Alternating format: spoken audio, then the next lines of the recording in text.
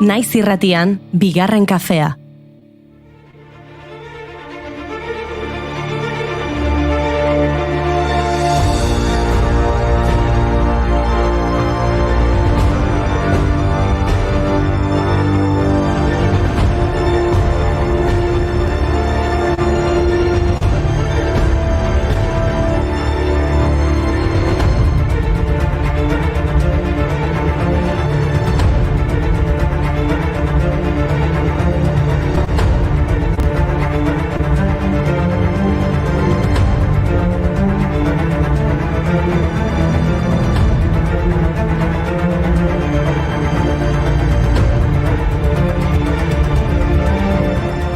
Urte berrion, gaur urte berri txinatarra da, gaur hasi da 4720 urtea txinatar egutegiaren arabera egin dezagun festa!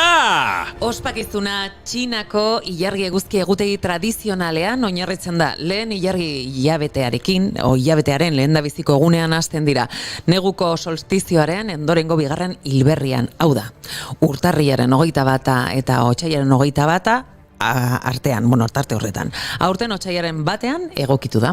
Egun horietan, munduko giza migrazio handiena gertatzen da. Txinatar asko, hiriburuetatik jaioterrietara itzultzen direlako, festak ospatzera. Udaberriko mugimendua izena jarri diote migrazio horri.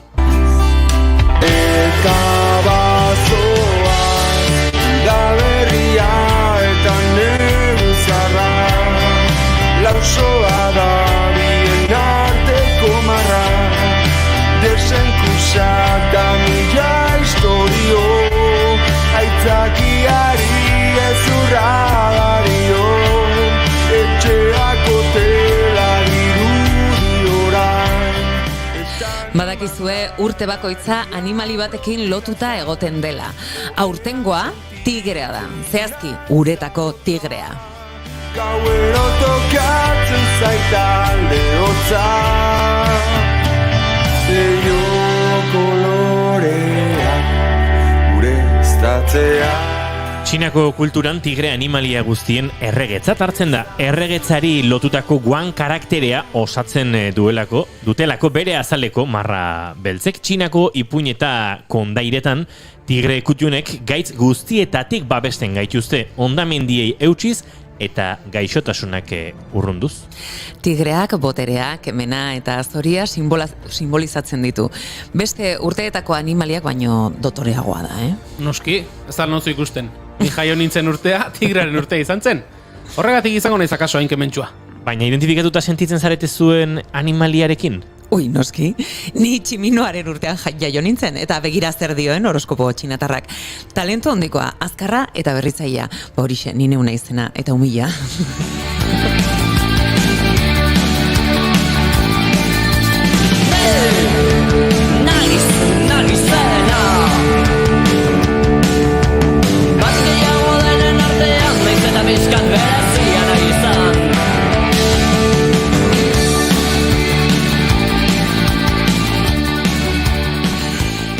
Eta zu Inigo, idiaren urtean jaio zinen honen arabera, pertsona langile, adoretsu, altruista eta logikoa zara. Eta iditxuleta zalea. Horoskopo txinatarrean sinesten hasiko naiz. Berriro diot, urte berri on denoi. Urte berri on txinatar guztiei.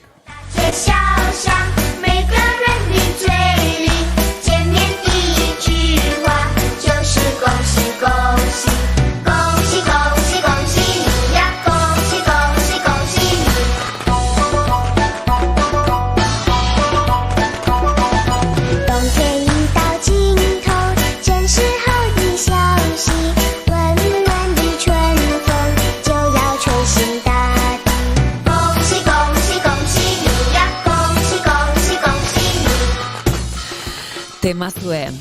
Txinatar eta beste guztiontzat asko dira otsailaren bata urte hasieratzat jotzen dutenak. Denok hasten dugu urte asmo honekin.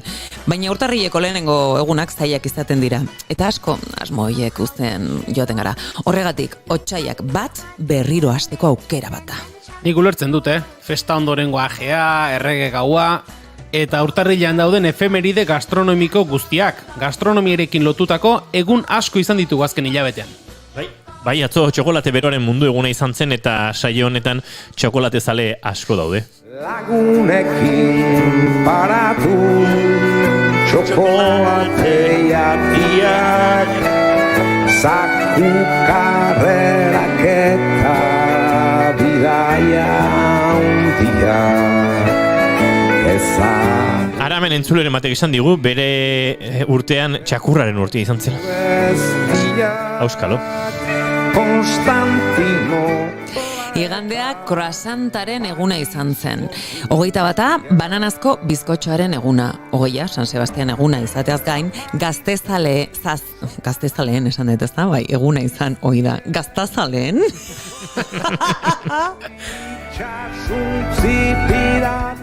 Amazazpian italiar gastronomiaren mundu eguna izan zen, eta 16an, noski, derrigorrez ospatu beharreko egun handia, kroketaren eguna. Apa, Goiuri. Bai, Goiurik derrigortu gintuen kroketak jatera. 13 ziurzuk etzen nuela ospatu inigo. Txiklearen nazioarteko eguna baita, baina urtarrilaren 6 agian bai. Acento... Fin de la cita. Día Internacional del Frío. Cielo en un frijol sembrado y ya. Ay, amor. De lejos vi una fuente que brillaba y corría hacia ella. Martxa honetan akaso berriro bazkaldu beharko dugu. Jan eta edan, pentsa, urtarrilaren 1 gure urteberri eguna, ofizialki Bloody Maryaren eguna da. Bozka, tomate zukua, tabasko pixka bat, piper beltza, apio gatza eta limoi zukua dira osagaiak. Bloody Mary. Ni kafe baten beharren nago. Batzuek haragi salda, txirla edo ginebrarekin egiten dute, baina jatorrizko errezetak 7 osagai ditu. Esaten dute Fernand Petiot izan zela edari honen sortzailea. Petiot 1920ko hamarkadan Parisko Harris New York Bar tabernan lan egiten zuen zerbitzaria zen. Garai hartan Errusiarrek iraultzatik ihes egin zuten, Estatu Batuarrek alkoholaren debekutik ihes egin zuten. Eta denak, Parisen elkartzen ziren.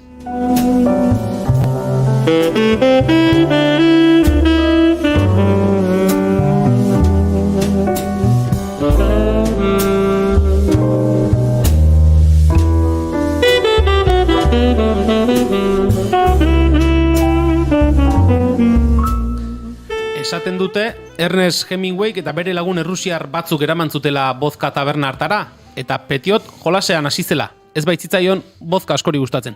Literaturako Nobel saria jaso zuen Hemingwayek 1994an, baina Bloody Maryaren sorreran parte hartzeagatik eta San Ferminetan egindako juerga guztiengatik festaren Nobel sariaren merezi zuen. Uste dut Nobel saria eta juerga elkarrekin doazela. Gaurko egunez zendu zen Wisława Szymborska, idazle poloniarra.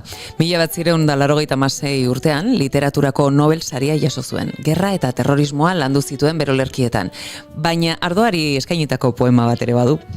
Ez dakit Nobel saridun guztiak pozik egongo lirateken Hemingway eta Szymborskaren zaletasunekin. Gaurko egunez jaio zen George Whipple estatuatuar medikoa. 1934ko medikuntzako Nobel saria, gibeleko gaixotasunak ikertzen aritu zen, eta badakizue, alkolak kalte asko egiten diola gibelari. Errugitzeko jentia, zabalago dazki bela, estiak eta sabela. Zabalago dazki bela, estiak eta sabela. Hartuko leuke, baldin baleuke, ganbela bete okela. Baina noiz izango ete da, Alkoholarekin ez dakit, baina gibela tipularekin, zenbatetan janote dugun. Tipula beti baita osagarri ona, zaindu bakarrik ez, negar egitera ere eraman gaitzake, baina beharrezkoa den ustutze prozesu bati hasiera emanez. Gaur gurean Lander Garro Perez, zinemagile eta idazlea izango dugu, bere azken dokumentala aurkeztera baitator, tipularen sehaska kanda. Eta Unai Elordi ere izango da gurean, adimen artifizialaren giroan murgilduko gara berriro, medikontzarako honek eta teknologiak izan ditzakeen onurak aztertzeko. Eta David Argindar ere gurera dator, bigarren kafe hartuko du argazkilari donostiarrak, paretaren mintzoa zariko gara berarekin, Euskal Herriko hainbat frontoien argazkiekin aurkeztu berri duen erakusketaren inguruan. Basteko moduan gara, ezta? Bai, dantza egiteko orduare pasazaigu otsaiak bat du gaur eta aste artea da, ongi etorri guztioi, bigarren kafera.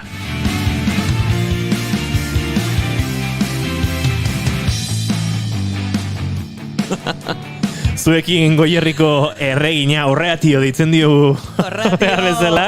Zatio, atio. Maitena Salinas Beiztegi, arratsaldeon. Arratsaldeon Euskal Herria.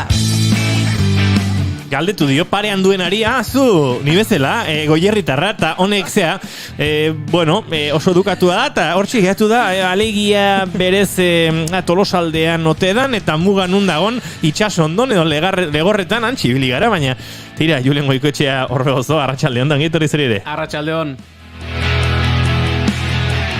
Izketan ari zaizuen hau Inigo Asensio Lurbide gaur bigarren kafeak 328 ditu arratsaldeak 4:11 minutu eta urtarri atzean utzi dugu dagoeneko otsaiak bat da gaur ongiturri guztioi plazer baduzu horrengo 2 orduetan gurekin bigarren kafean egotera.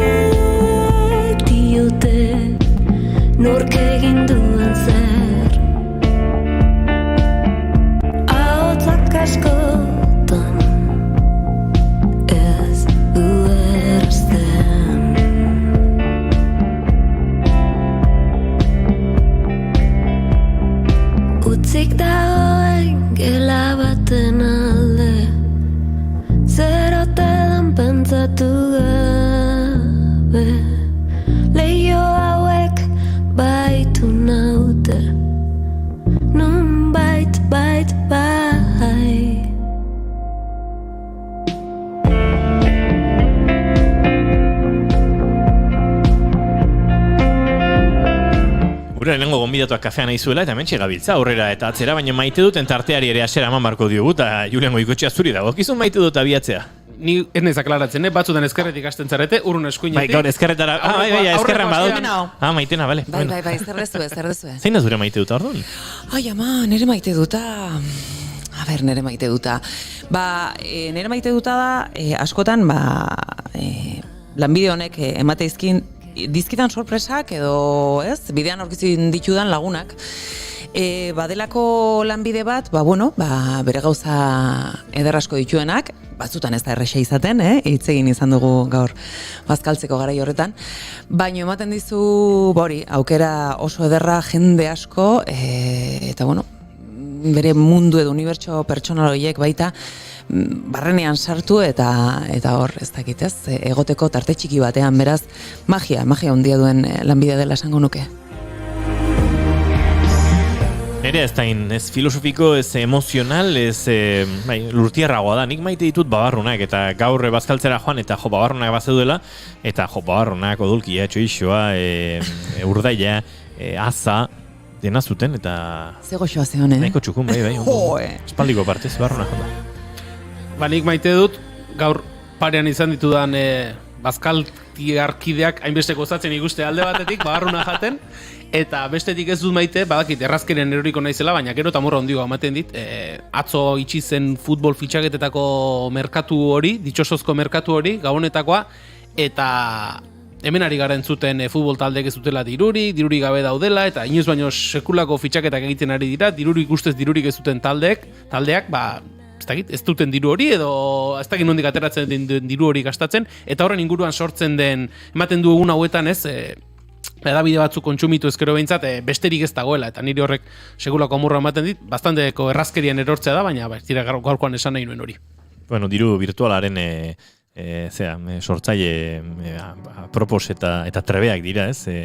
Etorkizuna eta zorpetze gaitasuna, horrelako kontzeptuak sartu dituzte ekuazioan, eta orduan, bueno, etorkizuneko diruarekin gaur erostea, eta horrelako. Etorkizunekoa den edo existituko ote den sekula, baina behintzat, erabiltzen dute. Bueno, denok ere bagabiltza, ez? Kapitalismo giro honetan etorkizuneko diruekin bueltaka ez pentsa, baina tira.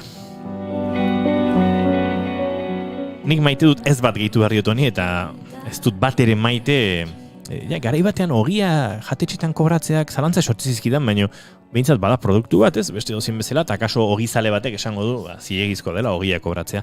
Eta zalantza hortan ez dut iniziritzirik eman, baina iturriko ura, taberna batean, jatetxe batean, kristalezko pote batean atera, halako diskurso jasangarri ekologiko bat gainera botilan irakurri eta ondoren ordaintzera joaterakoan urori kobratu egin dizutela ikusteak, horrek bai ematen dite amor puntu bat, ez dut maite. Ez ikusirik, Ogia, duen prozesua, horregatik. Ni okinen familitik nato. Ogiarena kulturalagoa da, inoiz ez digute kobratu, eta orain kobratzen hasi diren leku batzutan harritu egiten gaitu, baina horregatik... Bueno, baina bere balio dut, horregatik hor zalantzak egitut beti, badazkat lagunak... Baina iturriko ura, zer, justu hola, txak ematen diozulako, ez dakit, palankari horregatik kobratzen dizue? Zer nabilen, esaten ditzoinuak. Omago taldeari gara entzuten, jantzita eta josita kantua, eta uste dut kantu hau aproposa izan eitekela, berare jantzita eta josita etorri delako gurera, gure lehenengo gonbidatuari aurkeztu aurretik behintzat bere maite duta galdetzeko, ze hori ere galdetu behar diogu, akaso etzuen prestatuko, baina improvisazioan ere trebetasun puntu bat antzeman dizaiokegu, Lander Garro, arratsaldeon batzen, garaia gurekin kafe hartzeko, Bai, hemen hau zain, dela ordu berdi, ez lekasurik egiten.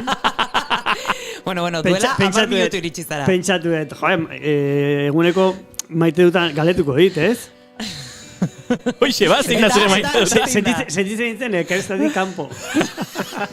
Julen gauza bat, tipo hau, zinemagilea da, argazkilaria da, enkuadratu hori mesedez ondo, bestela horregatik ere kejatuko da, zun pixkate giozu eta txukun jarri, bestela... Ez erari izan diozu, baina tira. Hainbeste zinemagiaren artean. Aire gehiagi dauke goran. Bai, begira, hori gertatzen zait. Bizentzuta, baina, aire gehiagin buruan. Eta buru gainere, bai. Nik uste hor kategoriko da, kontrapikatu xamar geratu zaigu, baina tira, lasai, hasiko geha eta muituko epizka Julen, hor txukuntzio. Bueno, nire eguneko maite dut da, ez? Bai, maite duta. Baina, nio maite, zure horman zintzidika dagoen gitarraren kolorea. Toma, gora eta itarrak, tio. Toma por kletala izikulo. Honek historia duke. Jarri berko dugu, sare sozialetan, gitarra jendeak ikusi dezan kolorea zein dan. Etxeako. Ez? Eta geba jendeak... Gauza, ez ziazu esan noain ironiatik ari zehala, ez? Emozionatzen naiz. Serio izea, bale. Serio da. Nik historia badauka. Nei ikaragarri. Ez bai, nire gustatzen zai, baina ordenagailu bat erosi du kolore berarekin. Ez da egia. Bueno, Yuri hemen egongo etxean daukagula tostadora kolore hortakoa eta maiaren zati bate bai. Tostadora ez izango, nola da, esmej edo esmago, lako... Jo, ez egin markazen da, baina izan diteke, Eunda €150 balio itunak, oso moñoño dienak, baino diseinuzkok eta dienak. Oso moñoño bada. Bai, hemen daukat, esmej bat kolore hortakoa. Seguro, dala. Bai. Gitarra horrek historia daukata, kontatu ingo. Igual, akaso inoiz kontatu dute, baina gaur ere kontatuko dut. 2018an Olimpiar Jokotan ginen lanean Piontxanen, Egokorean. Eta ura bukatutanik 3 palau aste egin behar nituen bidaiatzen, eta kiston gogua kantuk egiteko, lehenengo disko ateratzeko hilabete pare bat, oraindik kantun bat falta ditzaidan, esan, igual gitarra bat erosita, gero salduko dut, eta kanture matatako da. Eta jo nintzen den da, eta hartxezuzketen gitarra desente, eta kaja akustiko txiki xamarrakola, eta sonidoare ozentasunik gabekoa, sakontasunik gabekoa, eta baina nik ere nahi nun, gitarra merke bat kantu batzuk egin, da bueltan merken salduta, listo, ez? Eta alako batean etorri zitzaidan gitarra horrekin, baintxe Landerrek aipatu duen horrekin, eta esan zidan, hau berez hobea da, baina kolorea jendea etzea gustatzen. Ez da posible. Nola liteke? Eta hartu nun, eta gaina Korean bertan egindako gitarra bada. Hortik marka ikusten zu pianoak ere egiten dituzte. Marka ez. Nezu altxatzea? Txagonez. Ez, etorriko zait. Gaur gaude oso moituta bezala gaude, ez da? Hasieratik. Desente altxatzen ari gara gaur sentadillak eta olaekok. Desente Samik izango da, Samik. Samik, bai. Pianoak ere egin dituzte urte askotan, eta gitarra probatuta, sonidoa oso politia, zer diote hortik Julen? Bigarren kafeko entzule finak, sentitzen dugu ino gitarren historiotxoa kontatzen ari da enegarren ez. Goiuri zerri batzea. Gaina, ez altzo de gaixo ba, utzi programa bagian. Eta, bueno, kontua da, gitarra erosinula eta merke, eta oso ondo sonatzezun da, antxe koreatik, da kantu pare bat eman zizkidan, horreko diskoan badaudenak, eta ondo. Eta bueltan saltzeko pentsatun, esan, eski olako sonidoken gitarra bat, ez da izlaro eta marro, €1 saldu ziaten. Eta esan, oso ondo sonatzeu da, ez da salduko. Eta, bueno, etxen eukinun gare baten, da gero nea estudiora ekarri nun. Eta ez da izu zema jende sartudan, gitarra horren kolorearekin. Itxusia dela, eta kolore hori, eta nundik gatea zut, ez dakiz zer. Ez da itxusia, diferentea da. A ber, gitarra batentzako ez da ohiko kolore bat. Balekite, gitarra elektrikare antzekoa daukatela. Eta retro, oso retro. Ez? Eta gainea... Pin-up estilokoa edo... Badu, bai, kolore hor... Bai, gogorazten duen garai horretana. Chevrolet eta garai hartan izaten zian kotxe elegante horien kolorekoa. Bai, badauka puntu hori. Eta ze gertatu da, orain dela gutxi... Imak berria erosi genuen, justu, idoia dauka etxean, ze COVID azalapartaka ibilia laborategi hontan, eta denak etxean dabiltza, baino, han kolore batzuk aukeran, eta, igual hau eta beste, eta aukeratu genuen berreska bat, eta berdea da, gitarraren kolore berdina. Eta oso antzekoa, horatzean dauden txakurgorriaren bi ilustrazio horren alkandoraren tonoarekin. Eta, era berean, beste tono bada, baina, zentzua hondi hartzen du, gure...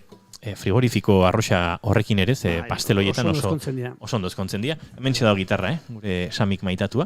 Eta zimarretan ekin noen. Ez, bueno, jendeak ikus dezan, ze kolorekoa den. Egin punte bat, oren, iyo. Claro. Apai. Uste dala, inoiz jodeten punteo bakarra, zizut esango zeinena dan ere. Baina, bai. Bueno, kontua kontu. Aizu, zure maite duta etxako mugukoa, Bai. Bueno. Ezakar txaloak horre natatuak? Hoixe dauzkagula, galdetzeare. Bueno, hau esan da. Munduaren bihotza irabazi duzu jara. Gauza serioetan ere murgildu hartu dugu, bai, hasiko gara, ala? Hoixe, arratsaldeko 2:23, itxoin, entzulen ematen maite dut erokiko du hemendik. Gorkak dio, nire maite duta da asteburua heltzeko beste herri batean noala bizitzea, eta hori poza Sagardoaren hiriburura. Ostra, Gorka, hemen ere polemika, ze Goierri eta Tolosaldearen arteko mugan dauden polemika izan daiteke. Baino Sagardoaren hiriburua zein den ere eztabaidatuko dute Bizpahiru herriek, ez? Goierrin dago. Ya está, Gorka. Badakizu zuta bio Goierretarra gara, beraz. Goierrin dago eta punto. Bueno, gauzak argitzeko, Gorka Hernanira doa bizitzera. Hernanira doa bizitzera. Oin, bururatzen zaizkit, Hernani Sagardoaren hiribura dela, eztabaidatzeko prest diren, hainbat herritar Hernaniarrak ez dira, noski. Bota zuen iritziak, zein da Sagardoaren hiriburua. 2:24, zuzenean naiz irratian, oso serio gaur ere. Arratsaldean, bagoaz aurrera.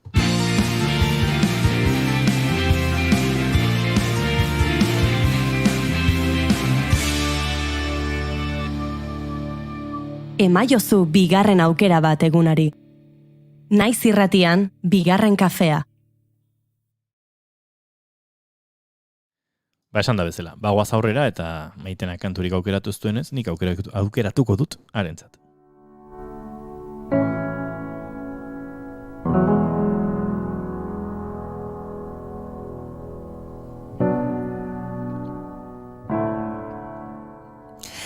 Norberaren esperientziak oroitzapenen geografia bilakatzen dira. Gozagarriak direnean, momentuko ospakizunaz gozatzen dugu filosofia existenzialera jo gabe.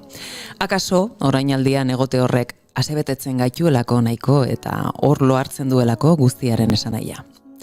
Baina beste batzuetan aldiz, bizitzako gertakariek zauritzen gaituztenean, guzti horri zentzu emateko beharra esnatzen da maiz.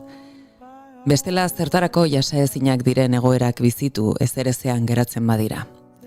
Min egiten digun horri zentzua aurkitzea arindu egiten du gure atxekabea. Eta hori ondo dakite pertsona eta sortzaile diren batzuk, guzti hau inspirazio iturri egiten dutelarik.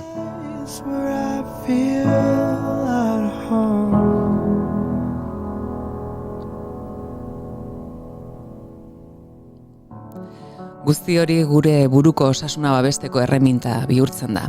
Baina psikeak eta gorputzak ez du sekula hazten pairatutako gabezi eta ezinegonak. Gure sistema nerviosoak, argazki bildumen antzera, gogorapen hoiek gordetzen ditu eta hiltzatuta gelditzen dira batzuetan erantzun fisiologikoa agerikoa ere izaten delarik. Pertsona batzuentzat giltzapean egotea ez da emozioak plazaratzeko metafora huts bat besterik, euren errealitate gordina baizik. Literalki gaitz fisiko zein psikikoetan idazten dena. Esana dago sarritan, egungo presondegi sistemak ez duela zaintzak behar bezala gauzatzen. Azkeneko esaldi honen albo ondorioak anitzak eta amaigabeak ditu, baina behar denean laguntza medikoa ere bermatzen ez delarik. Kartzela zigorrari beste bat eransten zaio, norberaren minen ez ikusiarena egitea. Indarkeria simbolikoa, zabarkeria. Ziegan dagoen presoaren familia artekoengana ere zabaltzen den gizagabekeria. Sistema bera gaixo baitago.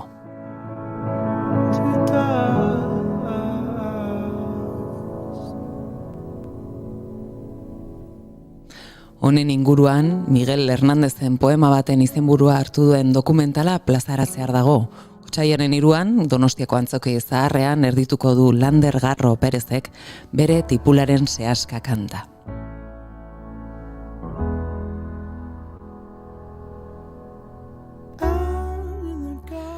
Askok aski ezaguna izango duzue Errenterian jaio zen zinemagile, argazkilari, idazle eta itzultzailea.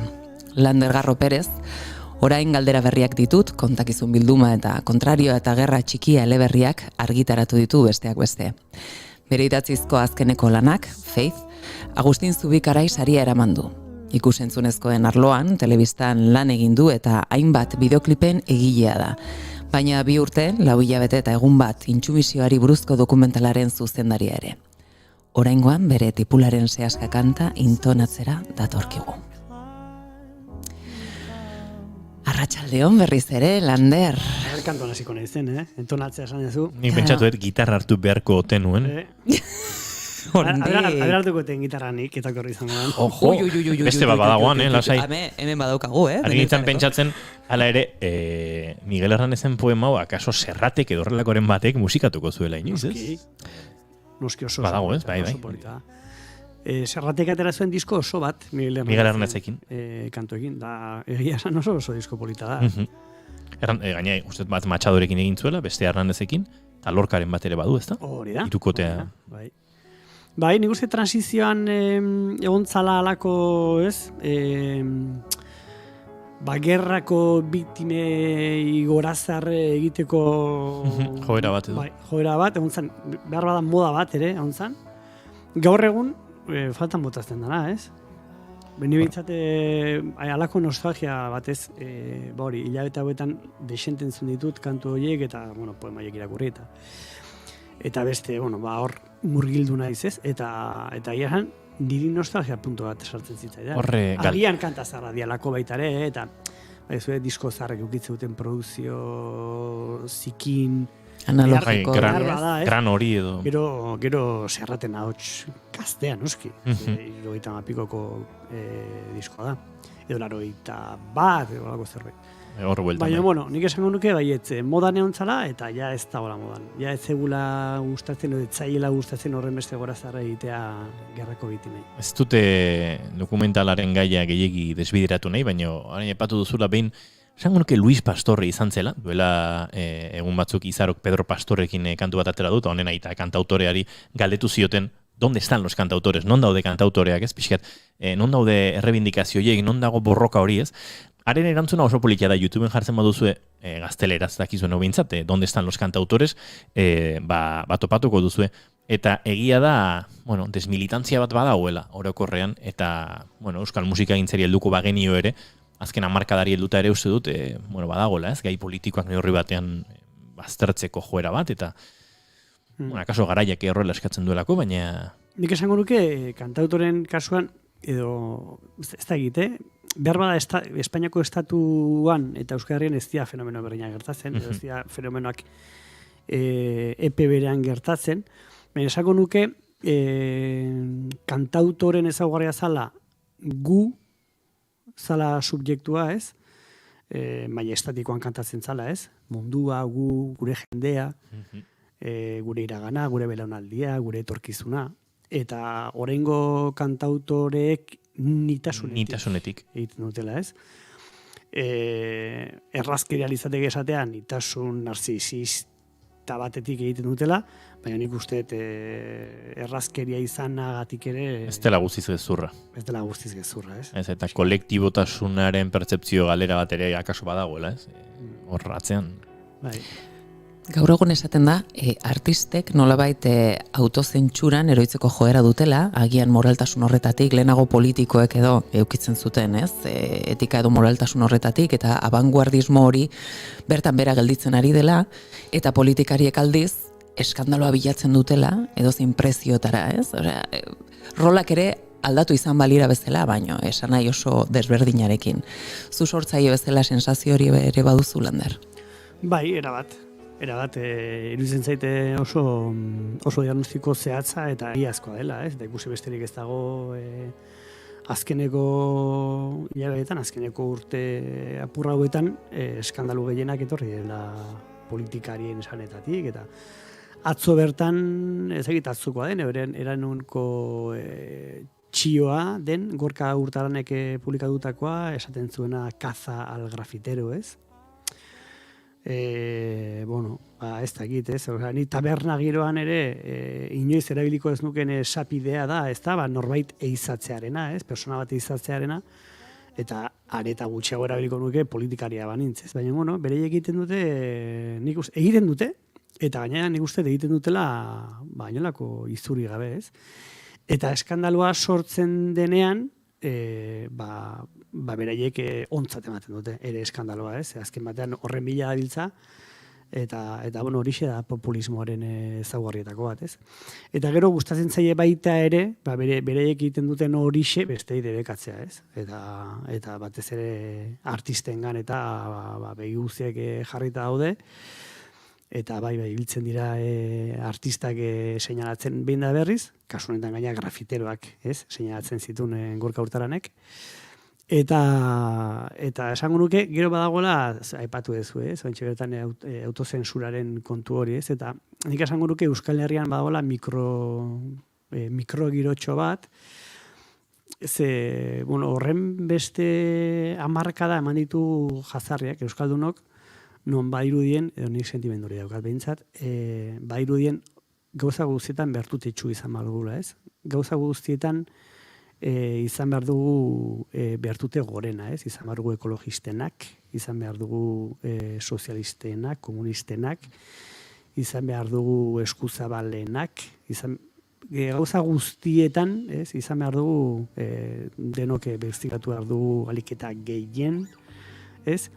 Eta badukagu elkarrenganako alako zaintza vigilantzia moduko bat, ez? Gu guztion baitan azida jendarme bat, eta azken hilabetetan ere ikusten da, ez, pandemiaren kontuarekin nola gabiltza elkarri harrika, ez? Zuek zarete, ez, farmazeutiken bozera maileak eta ari zarete gu guztiok kutsatzen, zuen txertuarekin, diote batzuk, eta besteek kontrakoa diote, ez?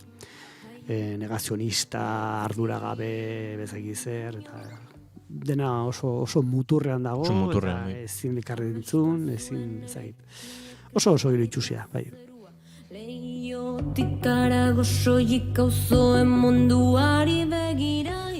Bueno, osnarketa askotarako emango digu gaurko solasaldi honek, baina tipularen zehazka kanta intonatzera datorkigula esan du Maitenak, eta garbi geratu zaigu dagoeneko Lander Garro kantuan ez dela jarreko, gitarra ez duela helduko, baina dokumentara... Tipularik ez duela zurituko, baina nundik sortzen zaizu behar hau, Lander, hau da, zure askotan, zuk egiten dituzun lanak, zure esperientzia pertsonaletik badute, ez biografikoki esan da, baina bai, behar bat sortzen zaizulako, zuk behin eta bide bat zeharkatu eta gero, ez da? Bai, begira, ni gertatzen zaidan gauza bat, nik urte asko daramatzate enkarguz lan egiten, ez? Enkarguzko lan pila bat egiten ditut. Eta beti tokatzen zait, ideia batitik abiatuta nire lan personal bat ere ikitzea, ez?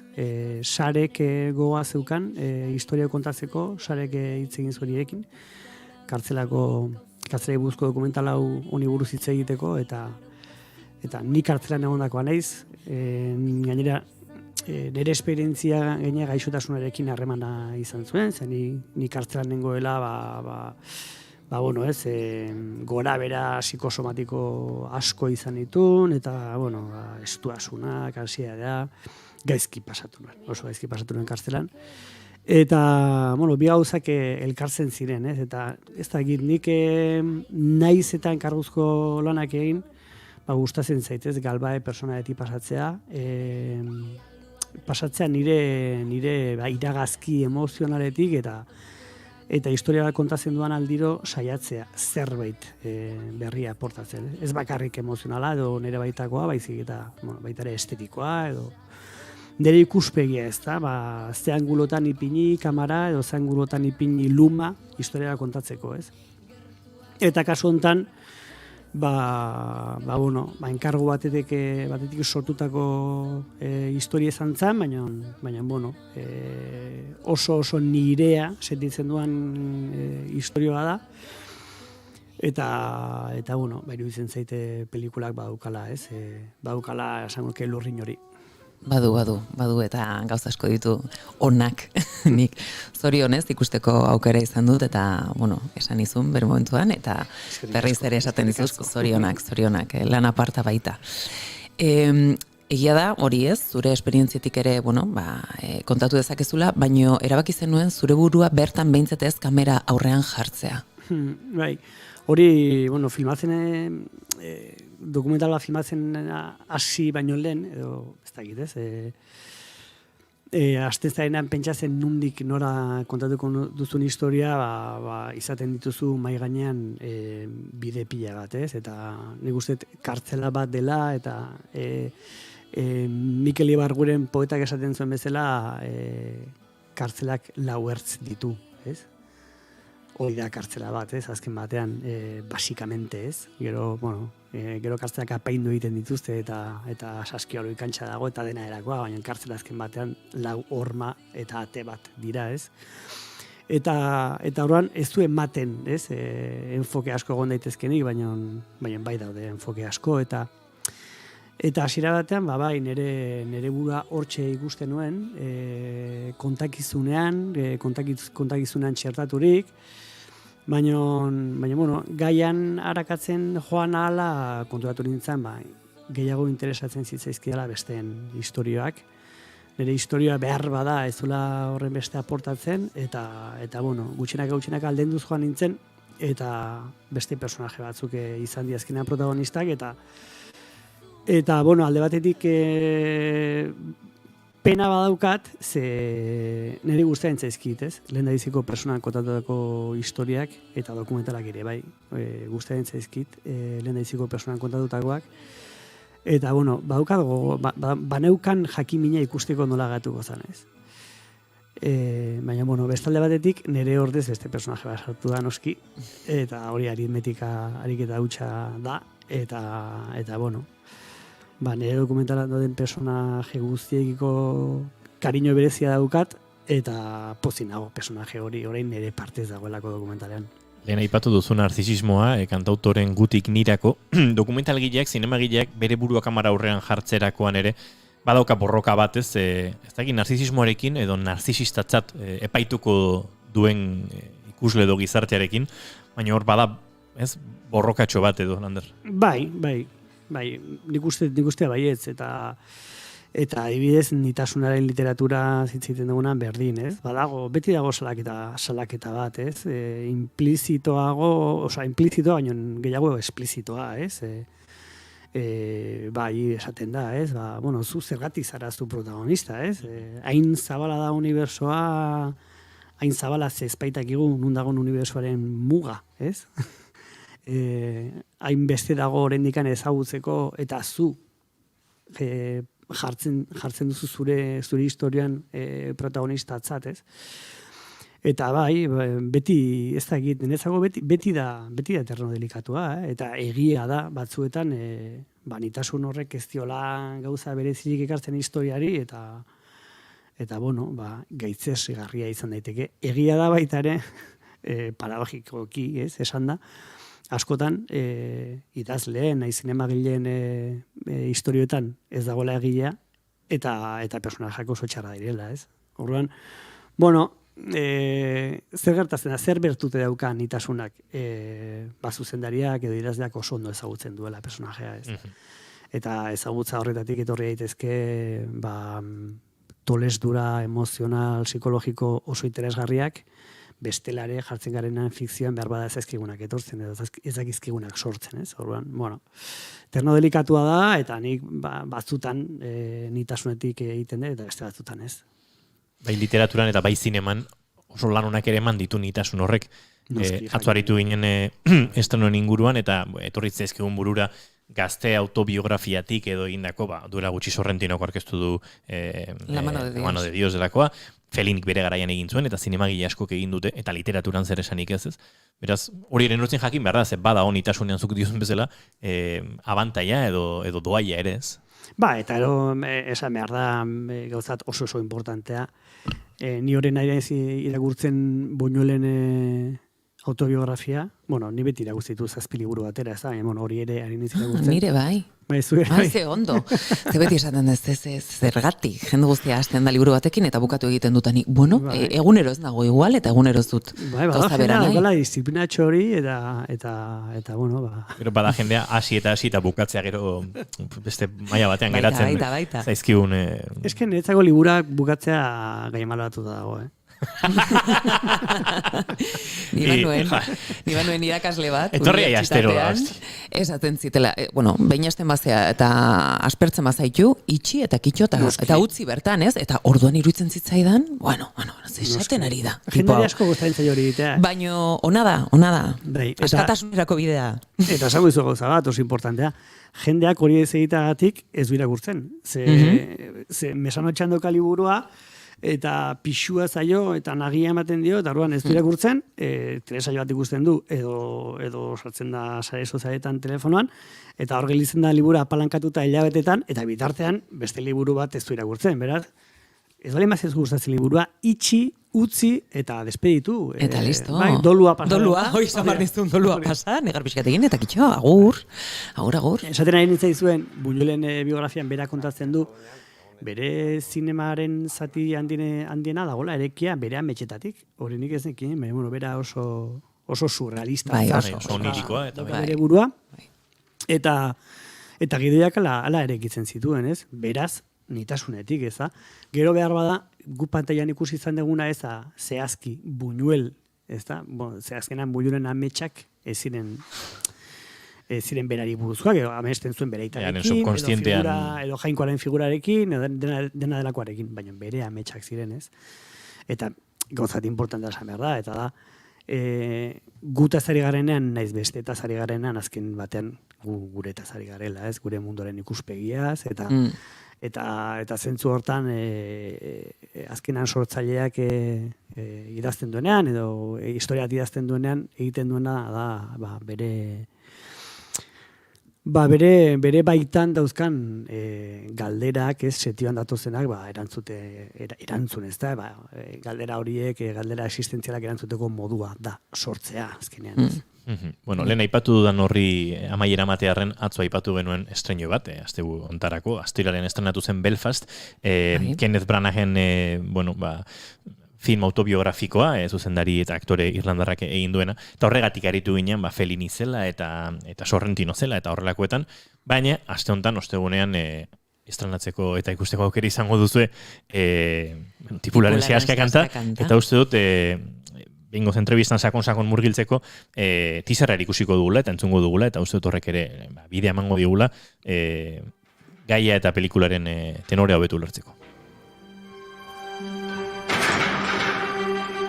Urazkian zaudenean, egon daitekune bat non arnasa faltatzen zaizu, ez? Eta oxigena faltatzen zaizu. Baina badakizu hor goian, gora iritsita, oxigeno hori berriro berreskuratuko duzula eta momentu horretan sortu zaizun angustia hori bukatu egingo da. Kartzelan, urazpian zaude eta badakizu hor goian oxigeno edukiko duzula. Baina kartzelak ez dizu lagunduko horra gora iristen. Ez dago laguntzarik. Hori preso gaixoak badaki. Beldura areagotu egiten da.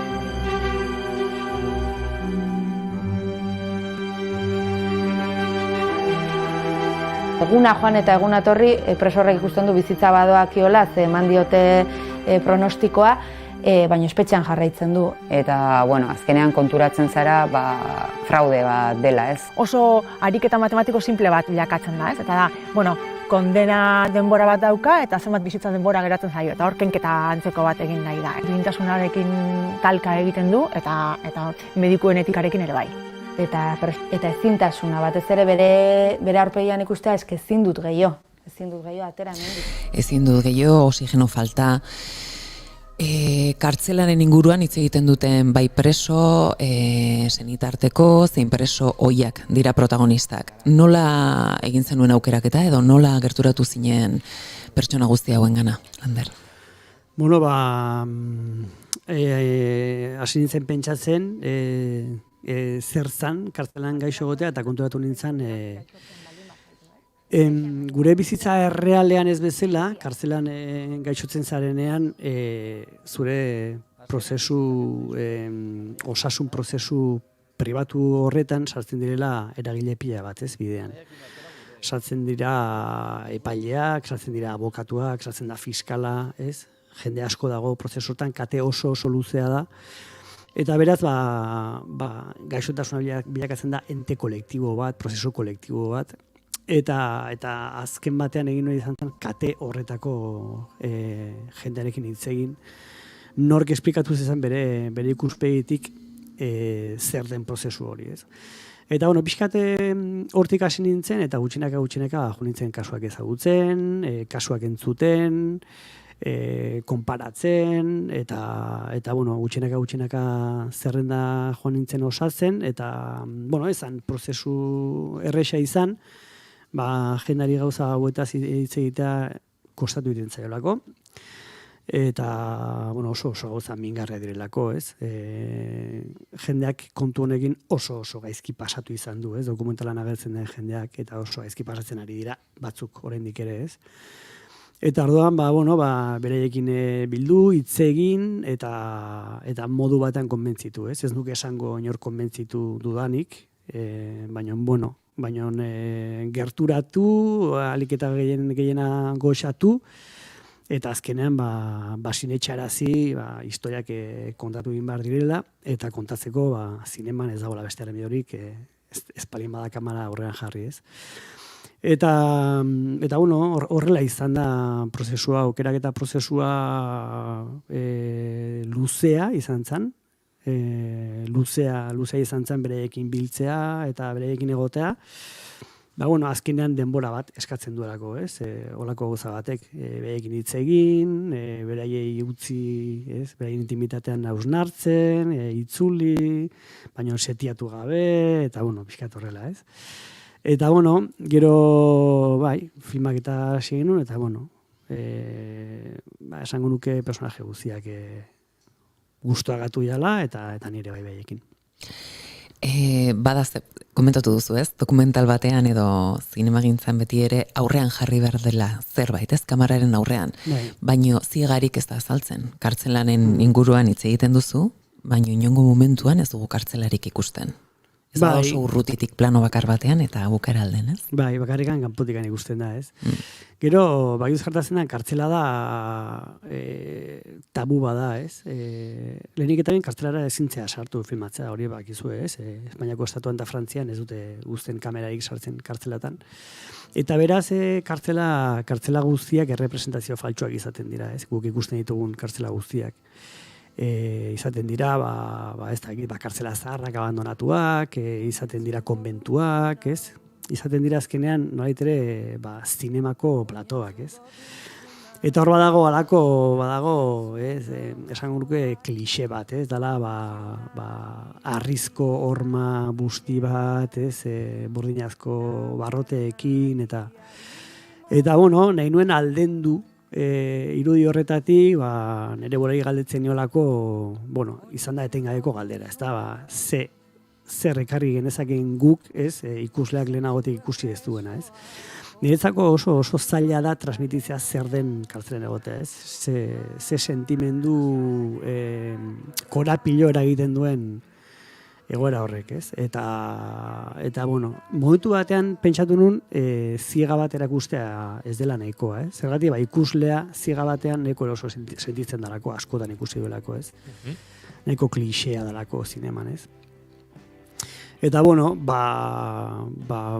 okuritu zizkaien beste manera batzuk ziega islatzeko, eta nire apostua izan da ez filmatzea ziegarik barrendik, eta ez dakit, atzo izen genunean baiten azuk esan zenian, zu ustez ondo zegoela ideia balio zuela, eta bueno, nik momentu honetan ere duda dauzkat, horrendikan jende asko dagoelako pelikula ikusi gabe, baina, bueno, izan da postu estetiko kontzeptual bat, eta nahi balien badezu metaforikoa ere, eta, bueno, espero dut jendeak ala ulertzea. Nik uste dut ausarta izan dela, ausarta dela, funtzionatzen duela, hau nere iritzia jakina, besterik ez da, baina iristen da agian sensazio hori hitzen bitartez, emozioen bitartez, iristen zaizu kartzela izan daitekeen hori, distantziak mantenduta jakina, zein horrek ezin du jakin, ez badu hori, ez, bere buruan pairatu.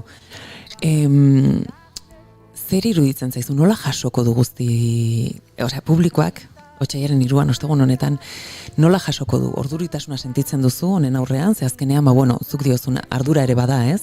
Horrelako zerbait plazaratzeko ausardia izatea. Begira, eman ditut 2 urte nahiko ikaraturik, ez? Ze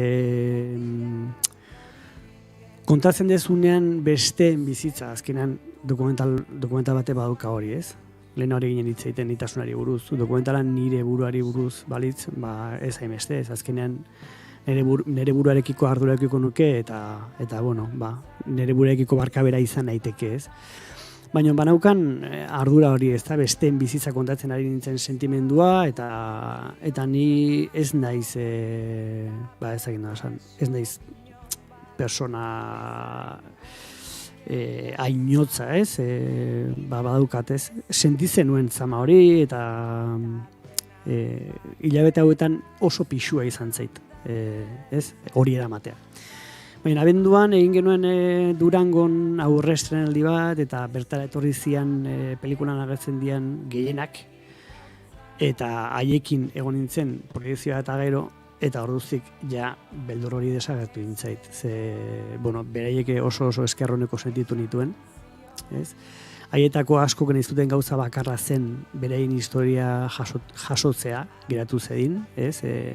Gure herriaren memoria kolektiborako, ez da? Besterik ez balin bada, jendeak jakin dezan, ez? Eta esaten duguna jendeak esan nahi dugu, bueno, euskal nork, baina bueno, hor dago, historia kontatuta dago, eta beraientzako bazan ziklo baten amaira beharra da, ez? Pentsa zeari nahi zen esaten, ez? Adibidez, seme bat hiltzen zaizu kartzelan eta bere buruaz beste eginda, eta hor gelditzen da historia, ez? Zornea dariola, harik eta gusten dezuna arte norbetek historia kontatzen duela, zure semearen bizitza dignifikaturik agertzen dela, eta sentitzen dezuna arte, bueno, hor bukatzen dela, ez? Hor bukatzen dela aldolua, ez? Nik hori sentitu nuen, dokumentalaren proiektutik atera ginenean, eta nahitzau izan zen, ni sortzailena izenez gerozti, sensazio handinetako bat, ez? Intensonetako bat. Ez izan zen oso polita, mingarriaren barruan, ez da? Porque malkoak ikusten dituen erenguruan, baina oso sentimendu polita izan zen, eta horre lagundu ninduen, datorren guztia eri aurre egiteko oso modu naturalean. Eta, aste hontako proiekziari dagokionez, badaukaten, ez, nervio puntu bat, baina lasai nago eta pozik nago eta gogarekin nago. Errekonozimendua zari zara azkenean, ez? Bestearen mina ikusteko gaitasun hori edo behintzat zabaltzen diozu ikuslegoari, ez? Aukera hori ematen diguzu. Eta zentzu horretan nik uste dut lortzen duzula. Bilatzen duzun hori azkenean naiz eta arrotz egiten zaigun batzuetan post-traumatikoak diren egoerak, agian ziega batean ez, baina denak era batea bestea ez, bizitzan egia da pairatzen ditugula gauza ezberdinak eta zuretzat buruko osasuna, fisiko hori ere bai ez, emozionaletik edere etortzen dana, mai erdian jartzen duzu. Prozesu horrek zuri osatu zaitu, esan nahi dut, agian igual hori etzan zure helburuetako bat, baina hau egiteak lortu duzu ere bai agian errekonozimendu hori, zure barrene errekonozimendu hori edo, gauzatzea? Galdera interesantea da, Galdera interesantea da. Nik esango nuke, ni sartu nabela minean, ez, asko. Egon naiz minarekiko eta beldurrarekiko dialektika etengabean eta horrek asko jartu nahu, ez? Ez dakit nahi esan, utzi nahu soka batetik 100 metroko horma igo izan manu bezala, ez? Eskuetako min izugarriarekin, ez? Eta horrela eman ditut 2 urte egia esan. Ze azkenean, pelikula honek kontatzen duena, nahiko historia universala da, ez da, eriotzarekiko eta sufrimenduarekiko beldurra, ez? Denok daukagun beldur, nik esan nuke oso atabikoa dela, ez? Ze eriotzak beldurra ematen du, baina sufrimenduak ere bai, ez? Horren, gaixotasunaren mamua agertzen denan gure bizitzan ez da bakarrik behar bada hilko naiz, baizik eta, behar bada, sufritzen bizitzera kondenatuko nago honek, ez? Eta bi gauzek beldur handiara egiten dute, orduan, bi ideia horiekin lokartzen pasa ditut azkeneko 2 urteak, eta esango nuke, baietz, ez? Azkenean horrek daukala ahalmen terapeutiko bat, eta nini ere sentitu nahi zela, ez? Terapia horretan pixka sendatuta, ez? Ez dakik galdera hori zen. Bai, hori zen. Da eskerrik asko zure zintzotasunaren gatik, ez baita bat erresa horrelako gauzen inguruen, horrela hitz egitea. Orain bat gara, orain bat gara, orain bat gara, orain bat gara.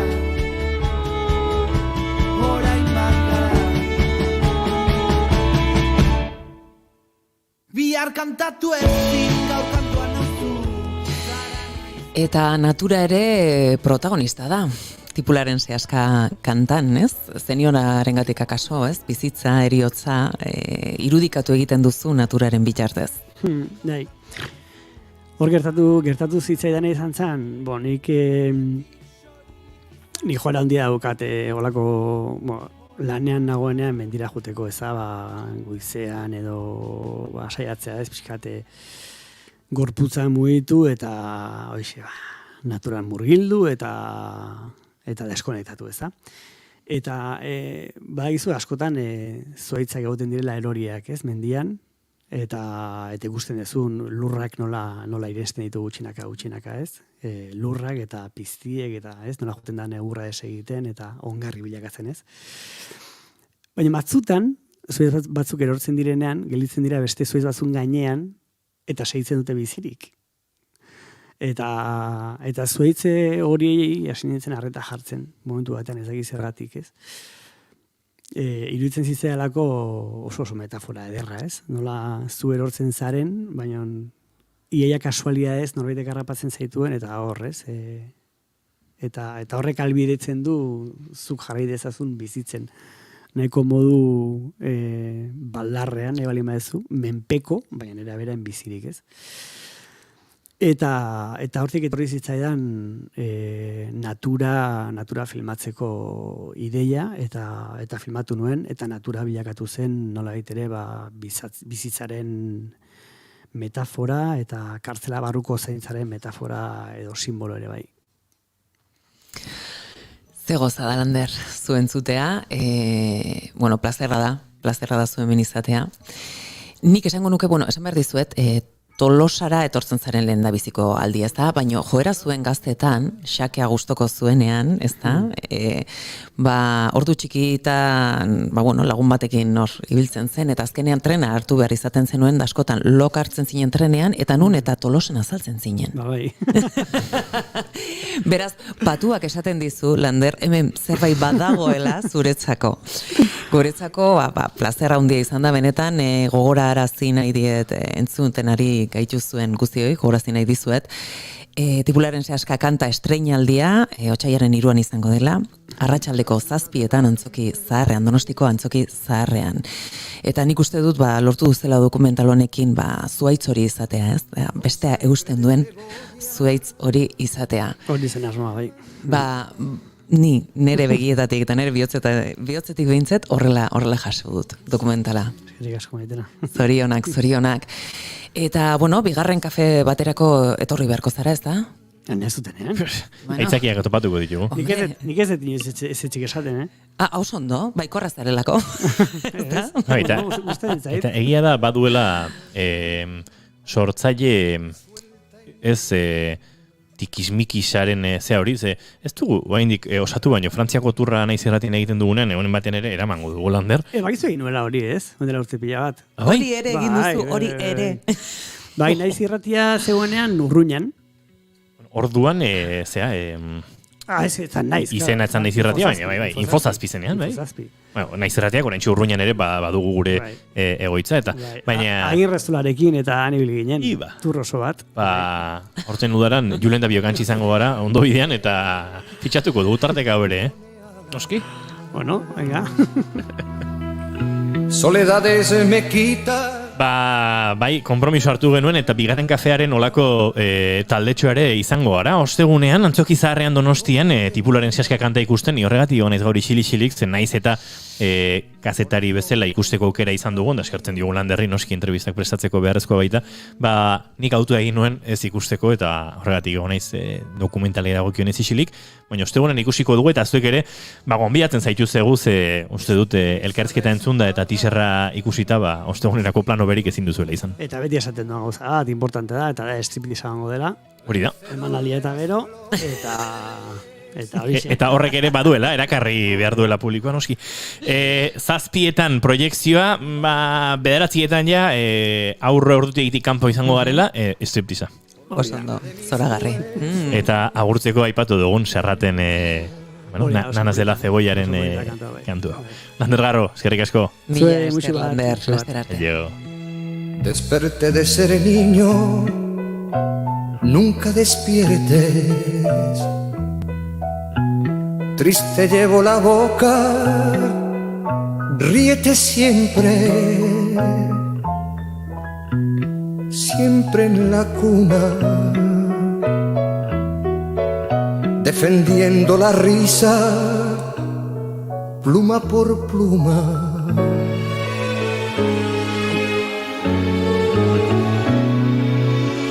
Al 8º mes ríes con 5 azares,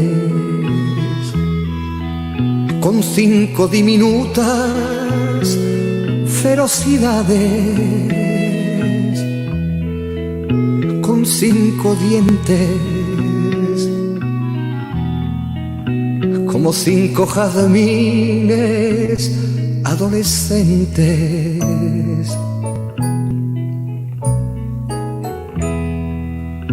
Frontera de los besos serán mañana, cuando en la dentadura sientas un arma, sientas un fuego, correr dientes abajo buscando el centro.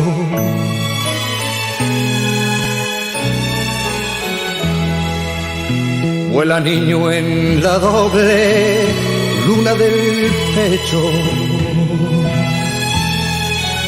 el triste de cebolla, tú satisfecho. No te derrumbes, no sepas lo que pasa, ni lo que ocurre.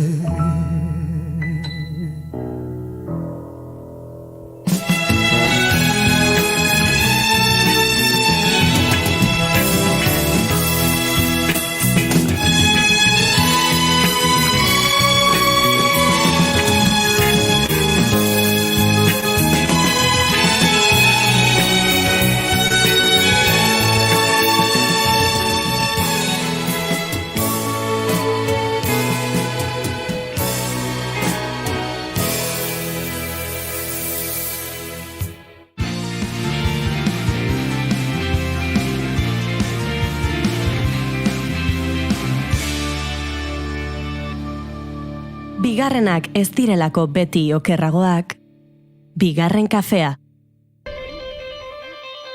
Gelditu makinak.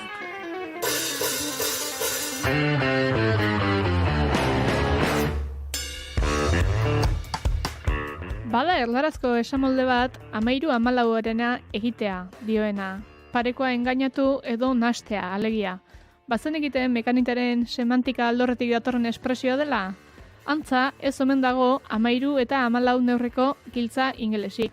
Bai ordea, horretaz ohartzeko bezain bizkorra izan zenik. Gure mai inguruan ez dugu mekanikaririk eta ziria sartu asmoz ibiltzen direnik ere ez dut uste. Kontua da, horri markatzailea tertuliaren 3. eta 4. horrien artean utzi genuela eta horrexeri heltzera gatoz. Makroetxaldeak eta hidroelektriko itzulgarrien bidetik energia izango ditugu mai gainean Maite Aristegi, Jokin Aldazabal eta Aitziber Saroberekin.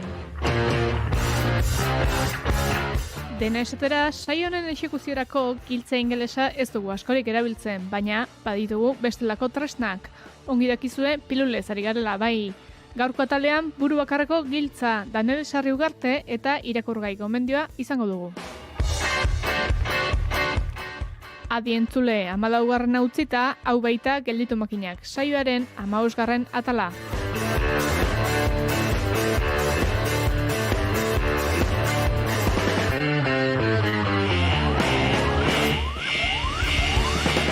Jada entzungai duzue gelditu makinakeko azken saioa, gure webgunean eta podcast plataformetan.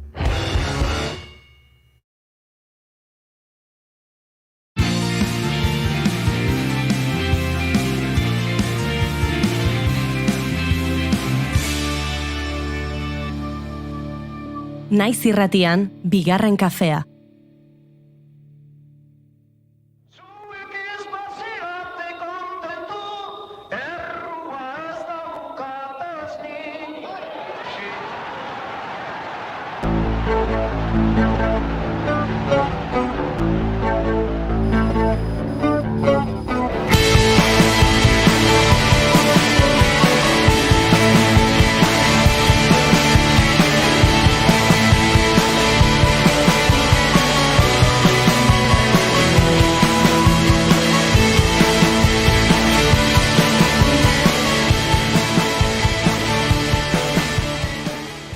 Eta 2013an elurra egin zuen egun batean hasi zen David Argindar frontoien argazkiak egiten. Urbasa mendilerroaren erdian frontoi elurtu eta bakarti bat ikusi zuen eta argazkiak egin zizkion. Ustekabeko topatzearen ondotik, beste hainbat pilotalekurekin ere egin zuen topo eta bakoitzari bere denbora eskaini zion. Pilotaleku bakoitzak zuen bere berezitasuna, izan argia, izan ikuspegia, formak. Orduan erabaki zuen Euskal Herriko frontoien mapa bat egin eta argazkiak ateratzera joatea. Frontoi emblematikoenetan eta ezaugarri bereziren bat zutenetan aritu da argazkiak egiten eta lan horren guztiaren emaitza paretaren mintzoa izeneko erakusketan islatu du. Frontoiak ez baitira pilotan jokatzeko eremu soilak. Bilboko terminal aretoan dago ikusgai apirilaren 10 bitartean.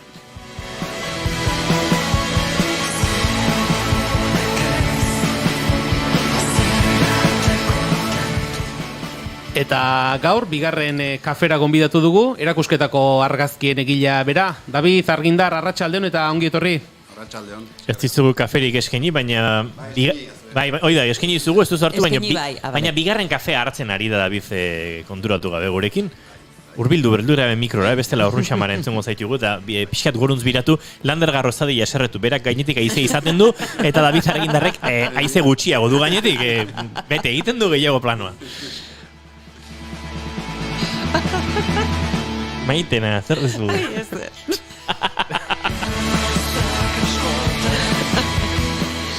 Esan da bezala, David Argindar gurean izan genuen, baina ez gara konturatu lehenengo golpean, gero segituan hasigarenean erakusketa eta ikuskatzen, eta Julenek izan digu, bai, hemen izan dako da, eta ostras, egia, beste gai batekin izan ziren orduan.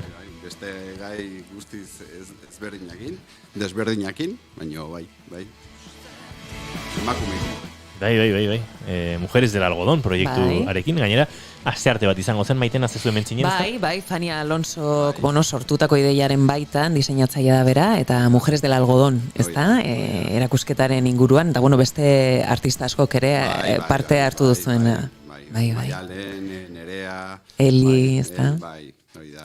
Jende asko eta gustora gaina beraiekin. Oraingoan berriz Julen proiektua bakarrik ez dakite, baina nahiko bakarka aurrera atera du Argindarrek, Bai, eta bere webgunean irakurtzen aritu garenen ikusten genuen hori ez, proiektuaren abia puntua bera ez, 2013ko egun elurtu batean, Antxe Urbasa mendilerroaren inguruan nolabait ere hasi zen guztia, ez da, David?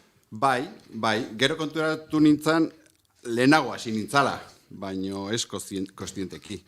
Araju nintzen berez paisaiak egitea, lurtutako paisaiak egitea, ze asko gustatzen ezkit olako paisaiak egitea, eta antopatu nun frontoiura.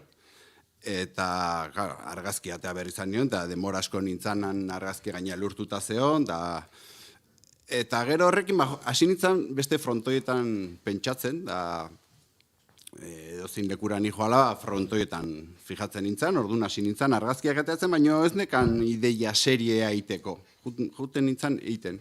Eta gero beranduko konturatu nintzen hor seri polita neukala, eta hasi nintzen pixkat atzeaka behira, eta zenbat gauza eite ditugun frontoian, nik ikastolako jolasordua frontoi bat zan. Gero bazkari popularrak, bertsuak, kontzertuak, denetarik egin dugu. Zer gauza, denetarik egin dugu frontoietan. Ni txertaketa azkeneko aldin frontoi batean eman zidaten. Hoixe, bai. Hemen txistea egin digute Jon Liz entzule ohikoa dugu, David, eta logo berria daukazu Jon Liz, oso pro, ostras. Gainera, zurek txistearekin esango dut nik hor Ion ikusten dudala, Ion Liz. Gaur David Argindar gonbidatu bezala izan da bonbila guztiak piztuta, ez da? Argindar gonbidatu barkatu txistea. Bai, barkatuta Jon Liz, baino... Bai, Jon Liz, Lixirik eta gogorreko txistea, Dena esan behar bada. Bueno, baka bere... Argindar ez izena da. Ni jarri nun web horria egiteko orduan nire izena ez nun jarri nahi, eta pentsatzen nuen, zer da argazkilaritza o zer da argazkia da, argia da, ez? Argiaren indarra, eta hortikan, argindar. Beste aukera zen elektrizista izatea. Baitare. Askotan ditze diate. Benitan? Bai. Ai. Web horrian nik hobeto posizionatuta dakat, eta urnietan badago enpresa bat argindar ditzen dela. Eta askotan ditzeiate, bombilla, entxufeak, eskatzizkiate. Hau da, markau. Esango nuke. Bueno, David, aipatu duzu, nolabait ere frontoietan zerbait hori bilatu zenuela, ez da serie bat egiteko, zer izan zen frontoietatik erakarri zintuena? Espazioa, seguru aski. Ze azkenean frontoia pareta bat da. Pareta bat, bi pareta, hiru pareta, trinketa gehiago. Baina barruan egiten dugun hori ez, azkenean frontoit bat da elkartzeko gune bat ez, ni goratzen naiz Oteizak kromletxakin zehonean, momentu baten konturatu zen, barrukoa zala garrantzitsua, barruko espazioa, ez da frontoietan berdina gertatzen da ez, azkenean pareta bat da, baina barruko espazio hori da garrantzitsua ez, nola betetzen dugun barruko espazio hori. Eta gero, estetikoki, frontoian paretak, testurak, zenbakien tipografiak, ze materialakin eginda zeuden, azkenean mundua da, hor sartzezea eta mundua da. Aipatu dugu pilotalekuak, frontoiak berak, ere mugutxak bezala ikusi genitzakela, baina erakusketaren izenburutik bertatik abiatu da paretaren mintzoa, asko esaten dut, eta frontoiek ere. Bai, ze paretak hitz egingo balute, zenbat gauza ikusi dituzten, ez? Hortikan pixka dator, ez? Paretaren mintzoa, eta gero, bastanea baldin bazoaz, bastango frontoia normalean harri gorri jakin eoteia, ez? Hitz egiten duten nun dauden kokatuta, ez? Gipuzkoakoak adibidez dira oso soiak, oso ez dakate iparraldekoak koloretsuak, pixkat hitz egiten digute, ez? Nun kokatuta dauden, ze nortasuna dakaten, da kultura, ez da dena. Eta zenbat informazio ematen digu frontoi batek, bera kokatuta dagoen lekuaren inguruan? Asko, nik uste asko, ez? Esan dituan gauzen gatikan, ez? Hori, adibidez, eske Gipuzkoako herritarazoaz eta dia denak oso, ez dakit nola esan, artifiziori gabekoak, ez? Oain, konturatu naiz, Bizkaian oso gutxi hona izela, ze batez ere inditut Nafarroa, Gipuzkoa, Araban zerbait, iparralden asko, eta Bizkaian gutxi daude, baino oso koloretsua dira. Hor badakat anekdota bat, argazki bat erakusten diet, jendeari erakusten diot, eta denak iparralden kokatzen dute, eta loiun dago Bizkaian. Beste gunean, la terminalen antola, erakusketa montatzezuna, berak esan zian, berak argazkiak eite zitula egazkinetik, eta loiun zeukala enpresa txiki bat, eta erakutsi nion frontoia, eta iparralde esan zian. Eta etxe ondoan zakan frontoia. Gero konturatu nintzen ere, airetikan paretak ez diala ikusten. Airetikan espazio bat. Oso zenital, ja. Hoi da. Bai, eta nahi gertatu zaize askotan Google Earth erabiltzen nun frontoia ikusteko nolakoa zan, edo pena merezizun araño jutia, eta goitikan ez da ikusten azkenean, bera jetxi behartzea ikusteko, ez nolakoa dan. Ari gara hainbate irudi ikusten, ez bitartez jarraitzen gaituztenok ikus ditakete, bestela argindarren webunean ere zerbitzu elektrizista kontratatu ez, baina argazkiak ikus ditzakezue, hainbaldekutan hau ere, eta guztiz antropologikoa da, azkenean egin duzun lan hori, ez? Eliza eta frontoiaren arteko batura ezin hautsi hori, eta horrek gure kulturan ere zer eragin izan dituen, ez? Garai batean pilotalekura igandetan joan aurretik, gazte eta ezein gaztek, elizatik atera igandeko arroparekin, eta hortik urtetan pilota profesionalen egondako joera bat, ez? Alkandora txuria, eta txaketa, txapabera botatzea, eta antxe botatzen zen, ondoren jolasteko, elizatik atera berritan. Eta hori ere bada, oso euskalduna den zerbait, frontoia ere oso euskalduna den urrian, ez? Elizatik atera berritan, edo Elizara junbearrean. Edo Elizara bidean. Edo junbearrean, bai. Bai, nek gertatzitzaien saskibaloia egin, ni saskibaloia jolasten nun, da Elizara junbearrean saskibaloia jolastea juten izan.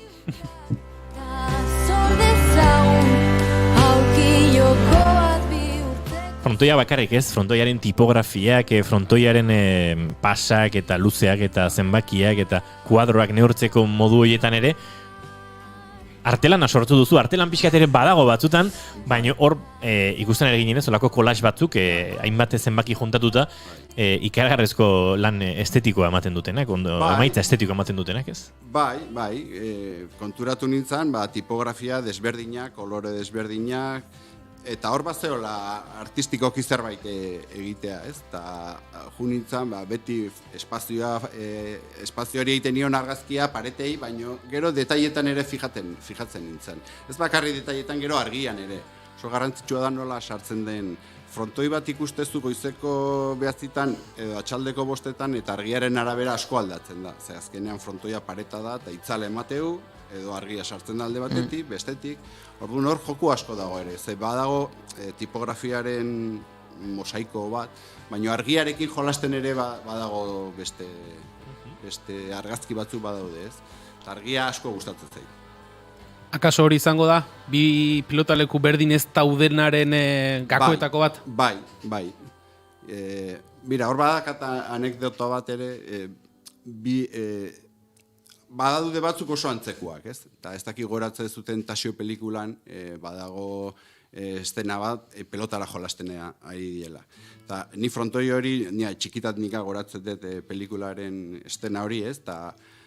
Eta frontoi hori atea behar nun.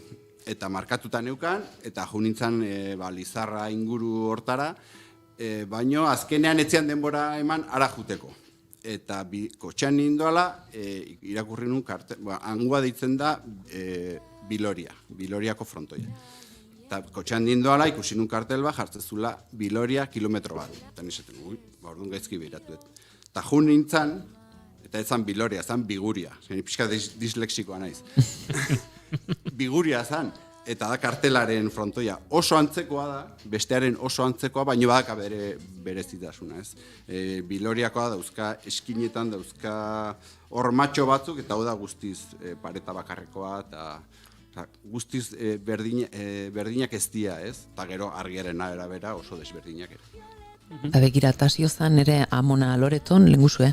Bai? Bai, begira. Bai. Ya está, esan behar nuen. Beste ezaugarri bat ere antzeman daiteke, eta uste dut hirigintzarekin, urbanismoarekin lotutakoa dena, ze frontoi batzuk ikusten dira, kaletartean, etxe baten atzekaldean, beste, akaso, pribatua den terreno txiki bat aprobetxatu eta hortxe tartean kokatuta, eta aldiz beste frontoi batzuk orube utxutxean, espazio utxean, pamba, erdian kokatuta.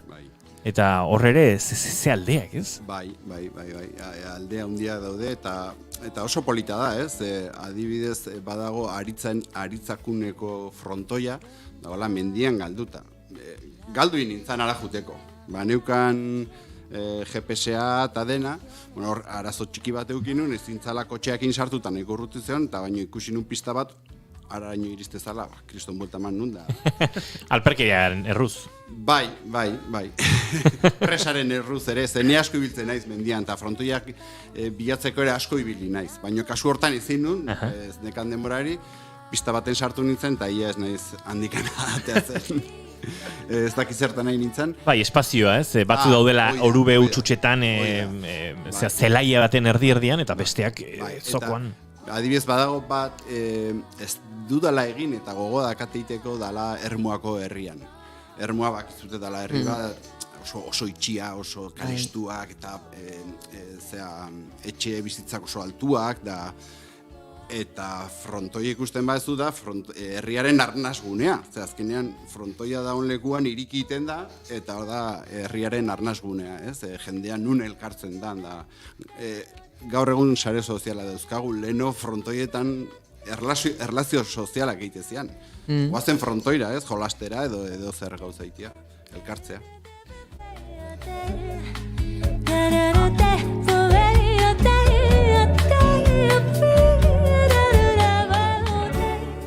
Aipatu dugu baita ere 2013an hasi zela proiektu hau, eta lehendabiziko argazki egin ostean Euskal Herriko frontoien mapa bat egin zenuela, ezta? Bai.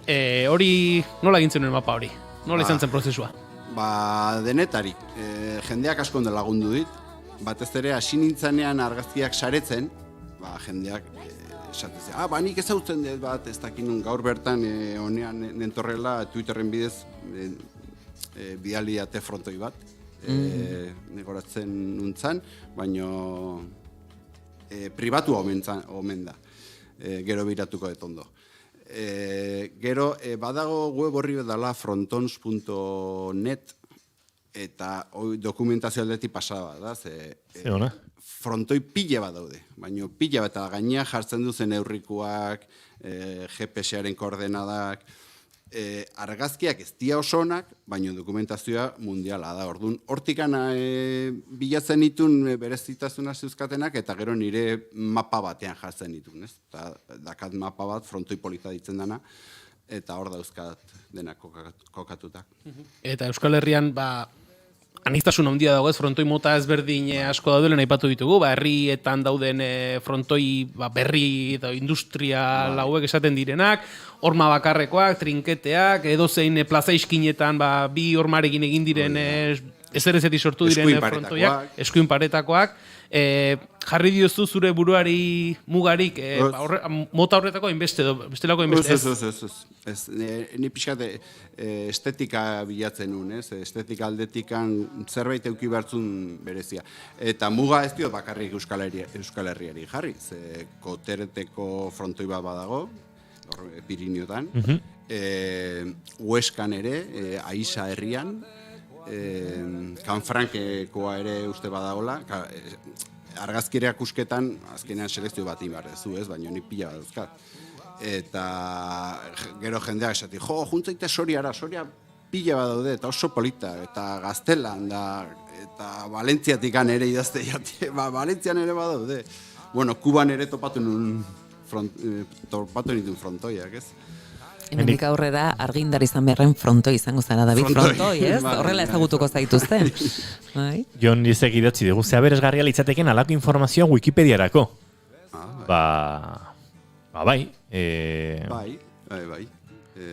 Bueno, jarri harremanetan. Bai. Esatu dizut, hor frontons.neten pila bat dago, baten bat aurkituet horrez dagona, así que ere badauka... Zer gehitua? Baduzula zer gehitua, beraz? Hoi da, bai.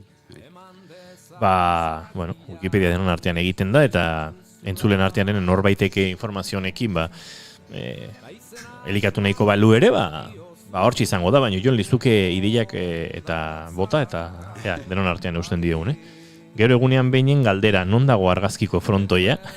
Hori ere, bai. Nik jarri nun galdera. Bai? Ostra! Bueno, ez dakitoi zehazki, baina horregunean behinen badago aukera zuk galdera eiteko. Bai? Bai. Eta nik bi frontoi biali nitun eta galdetzen nun. Eta gainea, nei galdera trampa txiki batekin egin nun, hitz jokuekin, zan Badostaineko... Iruñan Badostain frontoi gaina oso polita da. Esango nuke orain burura badatorki dela galdera hori. Badostainen inguruan galdera bat izan da azken edizioan edo. Badostain ni pentsatzen Kazajistan edo olako hitzekin eta nei atea zitzaidan eta ia gaizki erantzuten dut. Bide batez gogoratu, atzo hasi zela egunean behin, egia da, berandu xamar dela gogorarazteko, ze atzo astea komen izen, nik badetu inguruan ahaztu zutenek, fin erantzun nuenik. Atzo aste zen, nahi ere ahaztu zen. Baina, gauza esango izuet, orain hasi ezkero ere, ez da zer gertatzen, orain di buelta emateko aukera bada, ikinoan Julen? Ez. Ondo jaiz.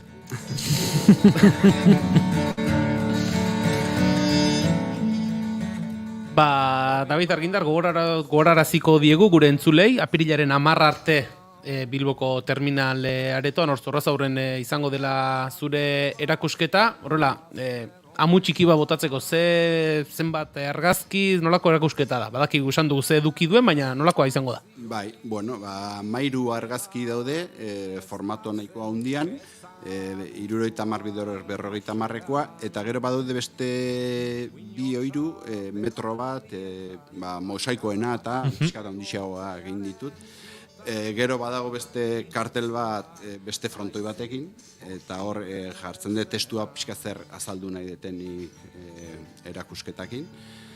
Eta amu bezala, la terminal ezautzen ez duten entzako, oso leku polita da, Arajuteko, ez dakit ezautzen zuten, Bilbon, eta han denetarik egiten delako. Han dantza egiten da, kontzertuak eiteia, esposizioak, eiteia liburu aurkezpenak, eta leku polita. Nik ez nuen ezautzen, eta gainera hori kriston proiektu egin zuten, nola ditzeziote, Manhattan de Bilbao. Hori Zorroza aurre da. Zorroza aurre, bai, baina oain ez dago, oain dena obretan dago, eta beraiek esatu zuten, proiektu oso proiektu, eta bitartean zer. Bitartean jun gaitezen ez olako lekutara. Eta amaitzeko nik kurioside txiki bat, proiektuak etengabe elikatzen jarraituko duzu, ezta? Pilotalekoak bilatu ala, edo behintzat zure naia asetzen dituzten pilotalekoak bilatu ala, proiektuak elikatzen jarraituko du? Bai, jarraituko, gaina lehenengo Bilboko hau egin dut, baina oain igual beste argazki batzuk jarriko nituzke, edo gehituko nituzke, Eta indikan pila badago. Adibidez, anekdota bezala Bilabonako frontoia errebote plaza, ez dakat egina, tani Andoinen bizi naiz. Ara. Bertan dakar. 3 aldiz jo naiz, eta baten zeuden feriak, bestean zeon ez dakiz zer, eta ezin izan dut argazkirik atea. Ze hoi askotan gertatzen zait, ara jutea, eta ni espazioa hutsa nahi dut. Eta merkatu mediebala, kotxeak aparkatuta, denetarik aurkitu dut frontoietan. Orduan jarraituko, Urbasan egin zenuen lehenbiziko ura, non zehazki egin zenuen? Jo, bada, Urbasa igo eta kanpinatik Pilatoseko balkoira erdibidean edo. Hor uste badaula konbentu bat, o ez dakit ondo. Gaina horrek badauka beste anekdota bat, zen Isabel Bidartekin kolaboratu nun, bera daka pelotamano.com bloga, oso interesgarria dela pelotaren beste aldeak ikusteko, eta intzion Maite Ruiz de Larramendiri elkarrizketa, eta berangua da. Eta berak ikusitzun frontoia, eta esan zu, hau nere frontoia da, eta argazkia imprimitu genion, eta oparituen genion. Eta da, emakume bakarra, izan zala pilotarik onena, ez emakumeak eta gizon, pilotarik onena. Onena. Denen arteko onena. Denen arteko onena. Ez orain Nadalen movida guzti honekin. Ez, hau da, Beazan, Margaret Court, Hori da. Emakume hau, ez da? Osea, pilota guzti, bai, pilotari. Maite Ruiz de Larramendi izan zan, pilotarik onena. Wow. Eta gu jakin gabe. Bai, bida, baduko reportajea bestaterako. Bai, reportaje bat. Gero emango diazu ondo, eta ondo apuntatuko dut. Hau, honi utzi behar diogu bai. Arratsaleko 5:30 minutu, David Argindar agurtu behar dugu gure bigarren kafea hartzetik, baina izango ditugu aitzaki gehiago eta izango gara noski harremanetan. Mila esker gurera hurbiltzeagatik, David. Bai, zuei. Eta, segi, izan. Gauza bat, Lander entzuten, kotxean etorri naiz irratia entzuten, eta konturatu naiz kartzeletan ere frontoia daudela. Ara, begira, eta hortik etorri zaizu inspirazioa. Bai, konturatu naiz, koño, badaude kartzeletan eta pelikuletan atea, La Fuga Segovia. Bai. Así que jun barko naiz ere kartzeletara frontoiak. Grabatu ezin da, argazkiak ez dakit ateratzen utziko duten. Ja, ez dakit. Bueno, dron batekin ilegal kartzel batetik gainen ibiltzea, uste ideia oso ona ez dela, ez? Ez oraingoz. Gaurko egunez jaio zen Joshua Redman handia, eta, bueno, hemen kolaborazio hau Brad Meldauekin, Magrichekin, mentxe Brian Bladeekin, bueno, Right Back Round kantu honekin egingo dugu guk aurrera, David agurtu, eta nahi duzun arte, David, izango gara laizzer ere. Eskarrik asko zu. Plazerra. Bagoaz aurrera segituan gurekin, Unai Elordi izango da, adimen artifizialaren inguruan, eta... Bueno, medikuntzarako eta beste hainbat aplikazioetarako zenolako eragin izaten ari den ere, aztertuko dugu. Zuen mugikorrak laster abisatuko dizue, bihotzekoak aman bar dizuela. Hori azaltzera atorkigu.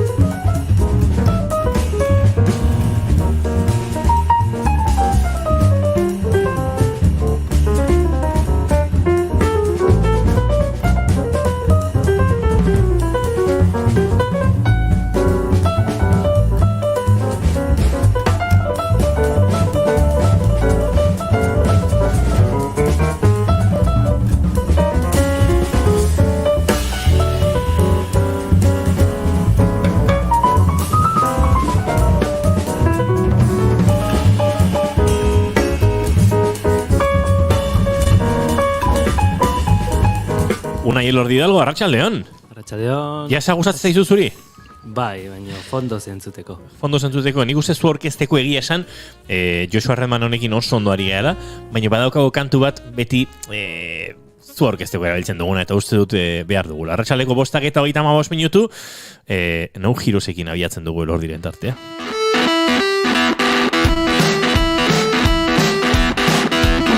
It's not fair. Don't worry, man, you get scared. Whatever happened to your heroes, you can be free.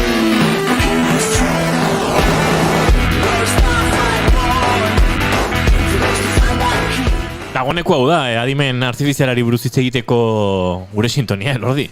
Bai, temazo bat. Da pasada bat. Bai, da pasada bat. Bueno, ni oso beraien zalean naiz. Pitxi Jok taldearen azken diskotik, No Heroes diskoari izena mantzion kantua da. Eta esango nuke, eta inoizuz eta esan dudala, Pitxi Jok tarrak bueltatxo egiteko bueltan badabiltzala. Lokalean elkartzen ari dira. Bai, hortan dabiltze. Eta gaur egun Iban ere da Lemi Riverren. Bai.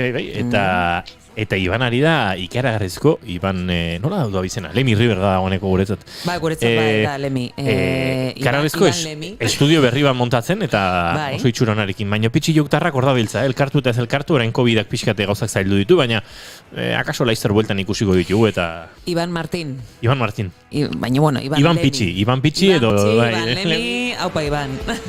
Euskal... talderik nazioartekoena ez dakit, baina oso Euskal Herriko mugetatik kanpo ikaragarri ibili den talde horitakoa. Batez ere Espainiar estatuan, Frantzian zerbait, Europa aldean zerbait, baina gora eta bera eta Katalunian eta Bartzelona inguruan ikaragarrizko arrakastari izan zuena. Bera bertan bizitu zan. Dena bizi izan zianan. Talde guztia juntzina bertara. Begira. Haien txalet modukoan egon nintzen niben, eta ez enbidia musika proiektu batekin horrelako aposto egitea. A ber, Elordi, hemen kontua da. Bihotzekoak saiesteko modua dagoeneko topatu duela teknologia, gola, bim, bam, bun. Bueno, nik nuke esango guztiz topatu dela, ez? Vale. Egia dela, prebentzio moduan bezala, leno erabiltzen zian teknikak eta zian oso linealak, bai? Variable desberdinak eta konparatzen zian eta erabiltzen zian, lehenoko machine learningeko teknika konkretu batzuk, ez? Eta, orain ikusten egana da, ja elektrokardiograma bitartez, ja esan genezake presisoak diren datu horiek erabili eta saren neuronalak entrenatuta eta temporalidadea begiratuta eta edadea eta beste variable batzuk kontuta hartuta, arrisku bat, ez? Arrisku probabilitate bat definitzen du, ez? Eta hori uste Utako unibertsitateak atera dula artikulua, eta nahiko hori hartzun izan du, bastante importante ikusten dut, ez dakit, iruditu zait zerbait interesgarria, ze orain ez dakit anuntzioetan, eta ikusten nahi geha, telemedizina esaten zaio, no? Ez, igual mobilakin meikuak ikusten zaitula, eta gero mobilak gauza batzuk iteko gai dala, ez, eta orduan pixkat ikusi, oraina nola dago, nola iritsiko gehan, ez, eta, adibidez Osakidetzako aplikazioa erabiltzen dugu hain, gestore bat azkenen, ez? Osa dauki informazio pila bat, oso ondo dago, balio digu, baina nik uste dut urten poderiokin pixkatareago jungo dala. Eta batez ere, tratamenduak nola personalizatu, eta holako gauzakin, orduan gehien bat, hortaz itzen egin nun, da, zuen iritzia ikusi, eta zein dan zuek, ez dakite gero horretan edo etorkizun horretan nola imaginatzen dezuen izango dela medikuntza, eta pixka solastu. Bale, nahi duzunean. Beraz, badakigu metodo berri bate dagoela horrez, bihotzekoak aurrikusteko, prebentziorako edo, eta badakigu edo ulerrezak egun nola funtzionatzen duen horrek? Berez, da oso antzekoa, ja berez irudiekin iten deun bezala, ez? Ezken irudiak seinaleak dira. Kasu honetan, elektrokardiograma nahiko seinale berezia da, baina alare de bai, datuak sartzen ari zaizkio, sistema entrenatu ingo da, eta kasu honetan de bai, erabiltzen dira beste variable batzuk, dira temporalidadea, eta PGM direlako sare batzuk erabiltzen dira de bai. Nahiko antzekoa da, entrenatu egiten dira sistema hauek, eta gero, eukitzeuten arazoik nagusiena olako sistemak izaten da nola lortu datuak.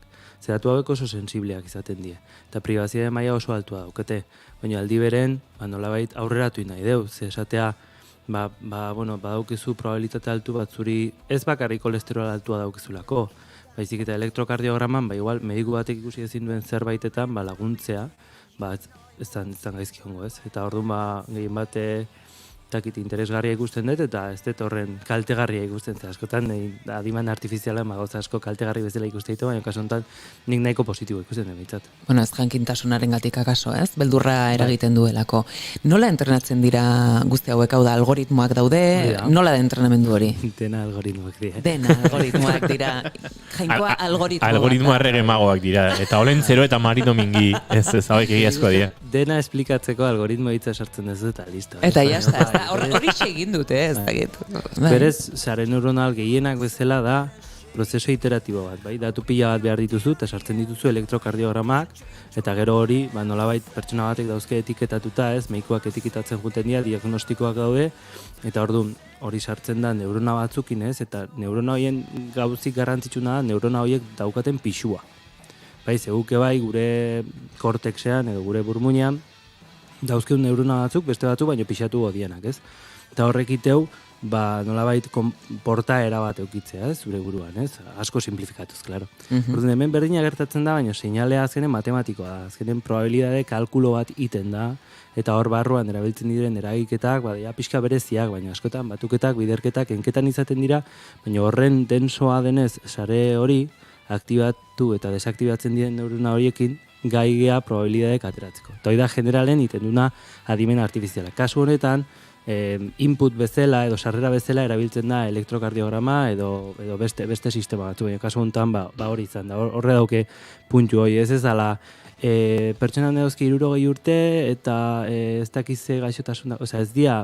Ez da estadistika orokorra, ez? Seinale hori ja kontinua da. Irudien analizien edo dago, ez? Eta elektrokardiograma horiek sistemari nola ematen zaizkio elegia, ez dakit, pazienteak edo medikutara joan behar du elektro bat egitea, edo Bueno, berez, inbarko zuena zen, milioika registro hartu ja berez, eta medikuak diagnostikatutako seinale horiek, ez? Askotan, hau ez da medikuak iten ez dakina egiteko.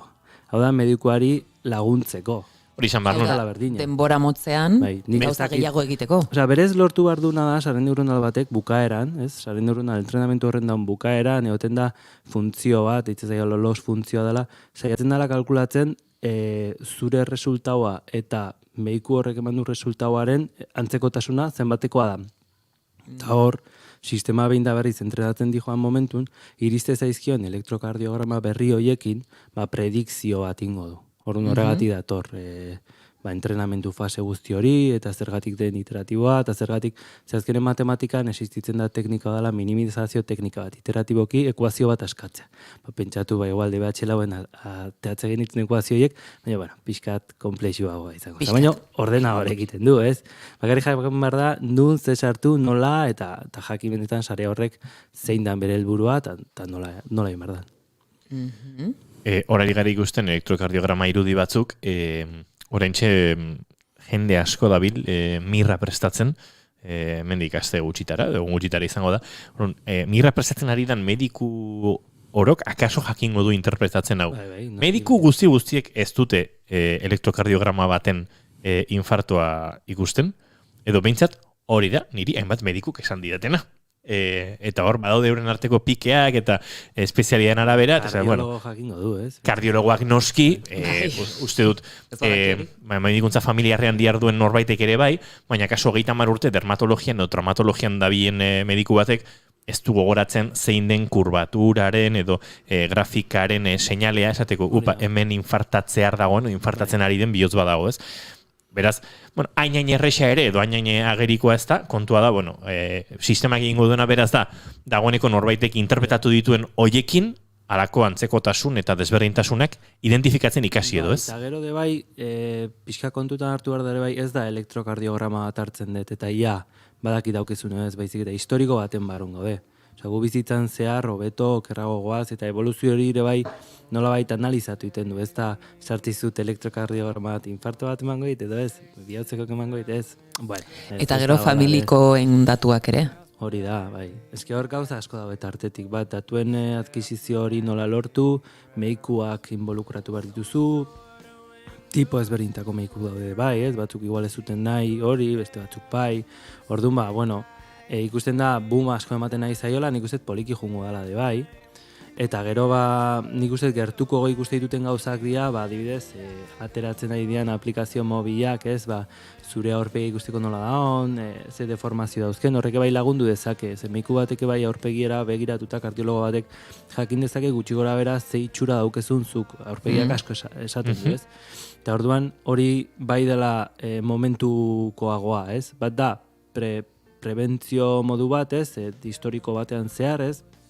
Eta gero beste bada, momentu bakoitzean, zure aurpegiko morfologia nola da hor, eta horrek bai eskaintzen ditu nolabait reto teknologikoak edo nahiko handiak dira. Ze zuk mobil bate aurpegin jarri eta adibidez ez dakite pulsoa kalkulatzea erlojurik edo olako ez ereuki gabe, badauke bere zailtasuna. Argi desberdinak bai asko egiten dute, irudiak kalibratu inberdie Eta hori nola egiten da, adibidez?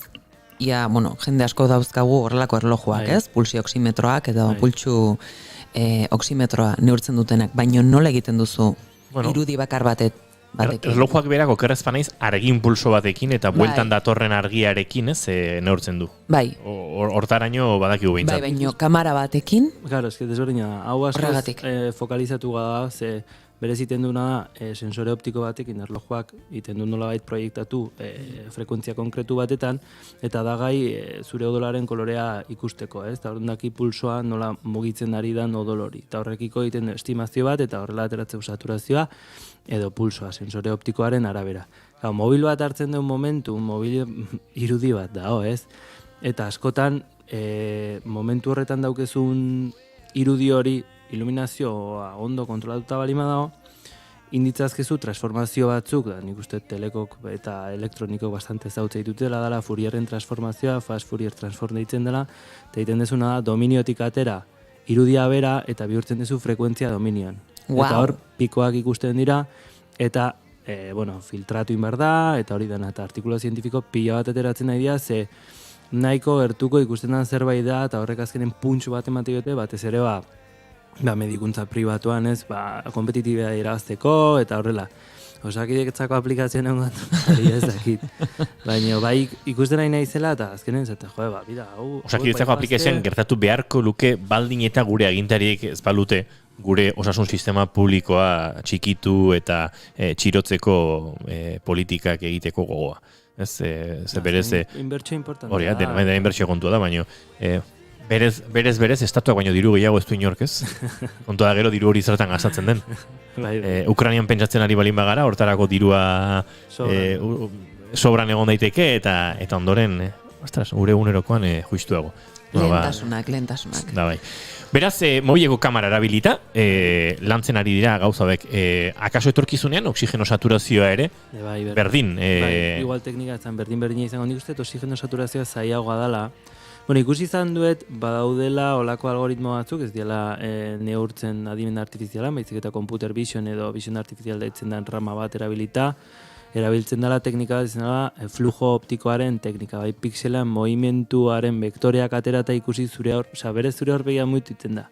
Mikromugimenduen bitartez. Bai, eta... arnaz hartzen duzunean, badago beste diafragmat, baina kranea moitu iten da. Eta zirkulazioak berak ere, akaso sortuko ditu mugimendu horiek, ez? Bai, kontua da, mobileko kamera batek dauken resoluzioa, eta ez dakit nitideza edo hori, igual ez da horren hona, hau da, oso erreza, batzutan pasatzen nahi zorako gozak esatitutenen, baina esan nahi dena, entornoa oso kontrolatuta balima da, hau da, iluminazioa, kamera ona, kamera tipo desberdinak erabilita, lortu dezakezu nahiko errez eta presisionarekin, baina eske mobil baten grado de libertad ditze zaiona, ez? Eskuan daukezu, ondo kolokatu bertzea eta ondo hartu behar dizu, orduan. Ikusi dut Israelen eta poraia ateratzen nahi diala aplikazioak, ez ditut probatuz, ez dituzte jartzen eskuragarri edo zinentzat, baina, iruditzen zait zerbait kurioso dela, eta gian, igual, hemendik 5 urtetara edo lako gauzak oso normalak izango dira, baina online erosketak egiten dien bezala, ez? Igual flipatzen nahi naiz, Ez nik uste bat torrela hori, eta uste baino gertuago dagoela. Israeldarrek genozidirako daukaten trebetasun ia bera daukate teknologia garapenerako, ez da Bai, egia da. Bai, ez da egite. Teknologian gatik. Hola, eta zait, baina egia da, badirela, oso onak bi kontuetan teknologian eta eta palestinarren bizitza izorratzen, baina hona dira. Bueno, eta txertua jartzen, hortan ere israeldarrak oso onak dira. Ja, 8. jartzeko bidean dira, ez da? Gutxinez. Bai. Ez du denbora galtzen. Bueno, komentario balde batera utzita, ez gezurra delako baizik eta teknologia gaietan jarraitu behar dugulako. Poliki horrek emango diguna, azken 10 minututan murgildu garelako eta pixka zentratzearen ere, datu mordoa prozesatzeko gaitasuna, ez?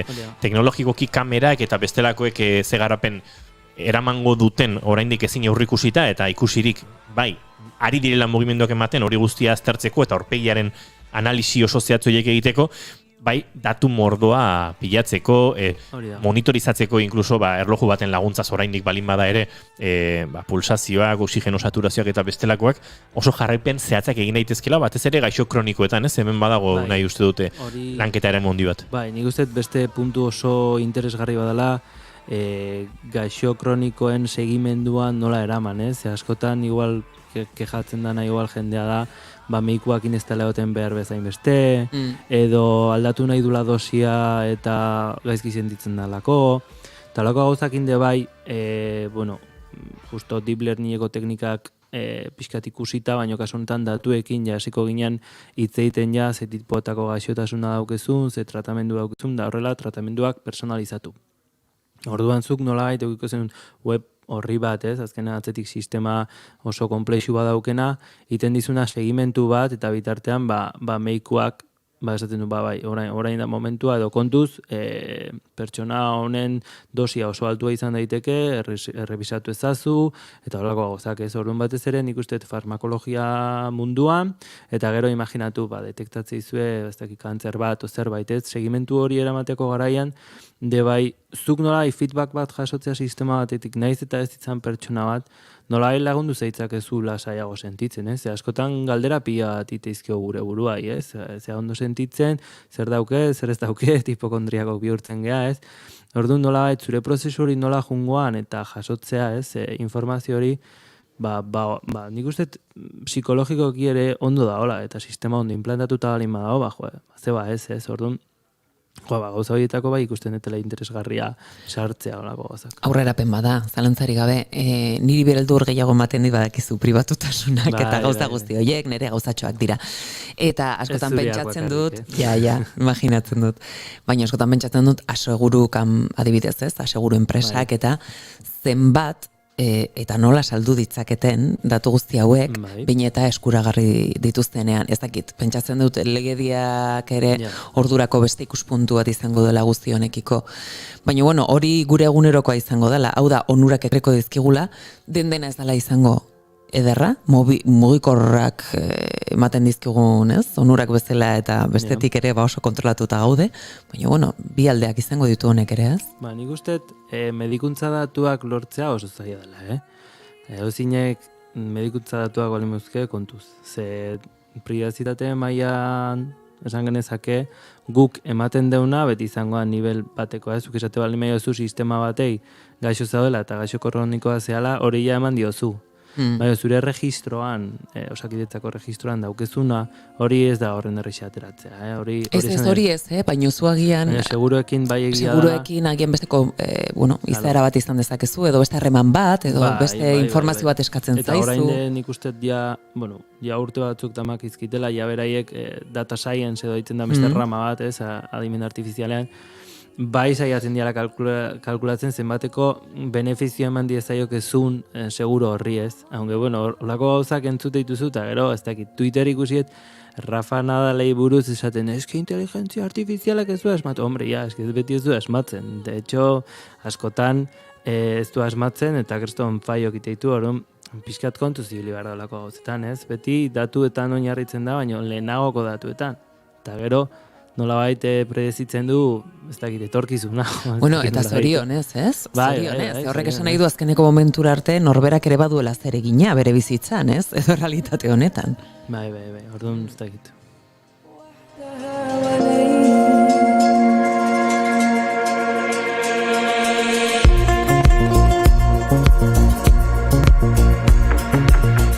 Maitena, gustatzen zaizu, Bai, nola nabaritzera.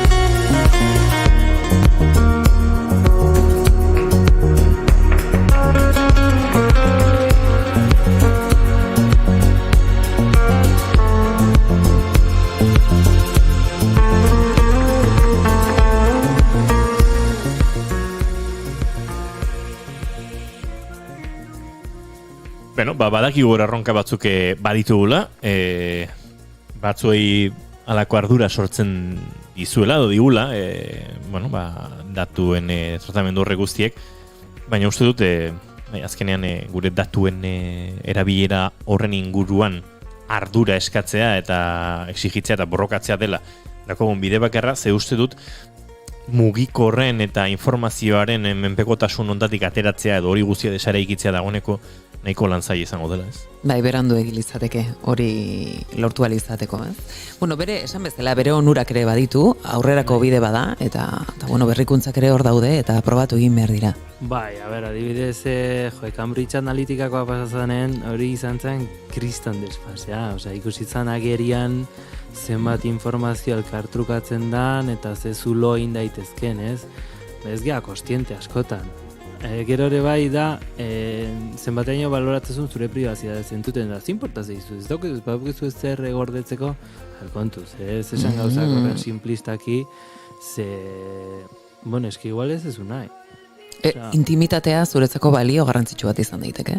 Ez daukezulako inor galdetzen zure bizitataz, zure pribazitasunaz pertsona bat, baina aukiko bazen egun guztia zuri hori galdetzen, zango zen utzipaken, ez? Orduan ez dakit, kasu honetan nik uste da ikostienteki gertatzen den gauza bat danez, ez deu sentitzen, ez? Ez deu ikusten, ez deu sentitzen, ez? Eta orduan, hor... Hori beste egun bateako, ez? Bueno, bintzat kostiente izatea nik uste nahiko dela, baina beldurtzea ez. Ez.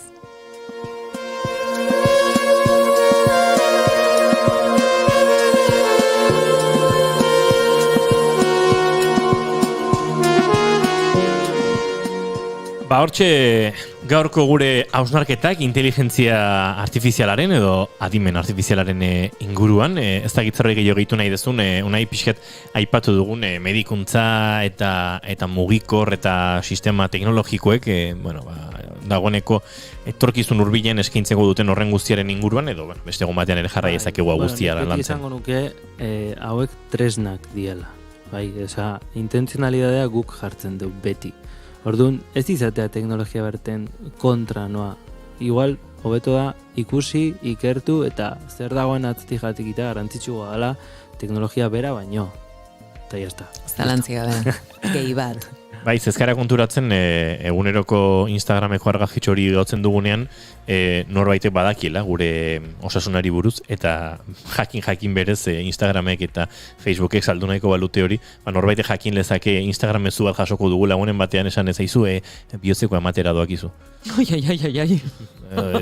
Ez dute hortan sartuko ni, baina... Ez dira hortan sartuko, baina erraminta hor dago, eta gero erabilera gure eskutan dago, ez? Beste baten nahi bazu hitzengo du, baina depresioa detektatzeko eta tekstuak inda ikusten hasi naiz badaudela tendentzia batzuk, ez?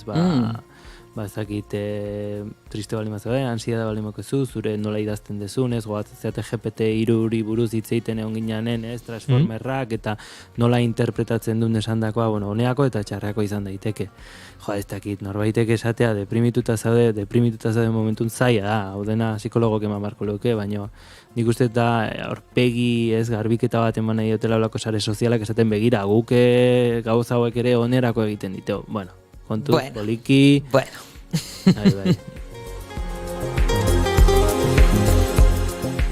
Ax eta Samiaren Lebeirute kantu honekin agurtuko dugu gaurko bigarren kafea, aste arte ontakoa. Unai Elordi Hidalgo, mendiken aste pare batera ikusiko dugu elkar berriro eta jarraituko dugu adimen artifizialaren inguruan zurekin. Bai, bixe. Maitena Salinas Beiztegi datorren ostegunean ikusiko dugu elkar. Euskal Herria ostegunen ator berriz ere. Maritoren azuta irurok ondo bidean. Bai, gero janakin ez dute, mai inguru honetan behintzete ez du horrelakorik egin, ez, haupa. Julen Goikoetxe horre gozo bihar ikusiko dugu elkar. Musika iruko zoragarria datorkigu, Iñaki Diegez trio, eta eurekin osatu derra hartuko dugu. Zuek entzuluen nahi balin baduzu behintzat, bihar arratsaleko 4 hemen izango gara, Naiz Irratiaren sintonian, bigarren kafean gauza asko gozatzeko eta kontatzeko isla ez ezagunen inguruan ere ariko gara, pentsa. Izan ondo, bihar arte. Aio.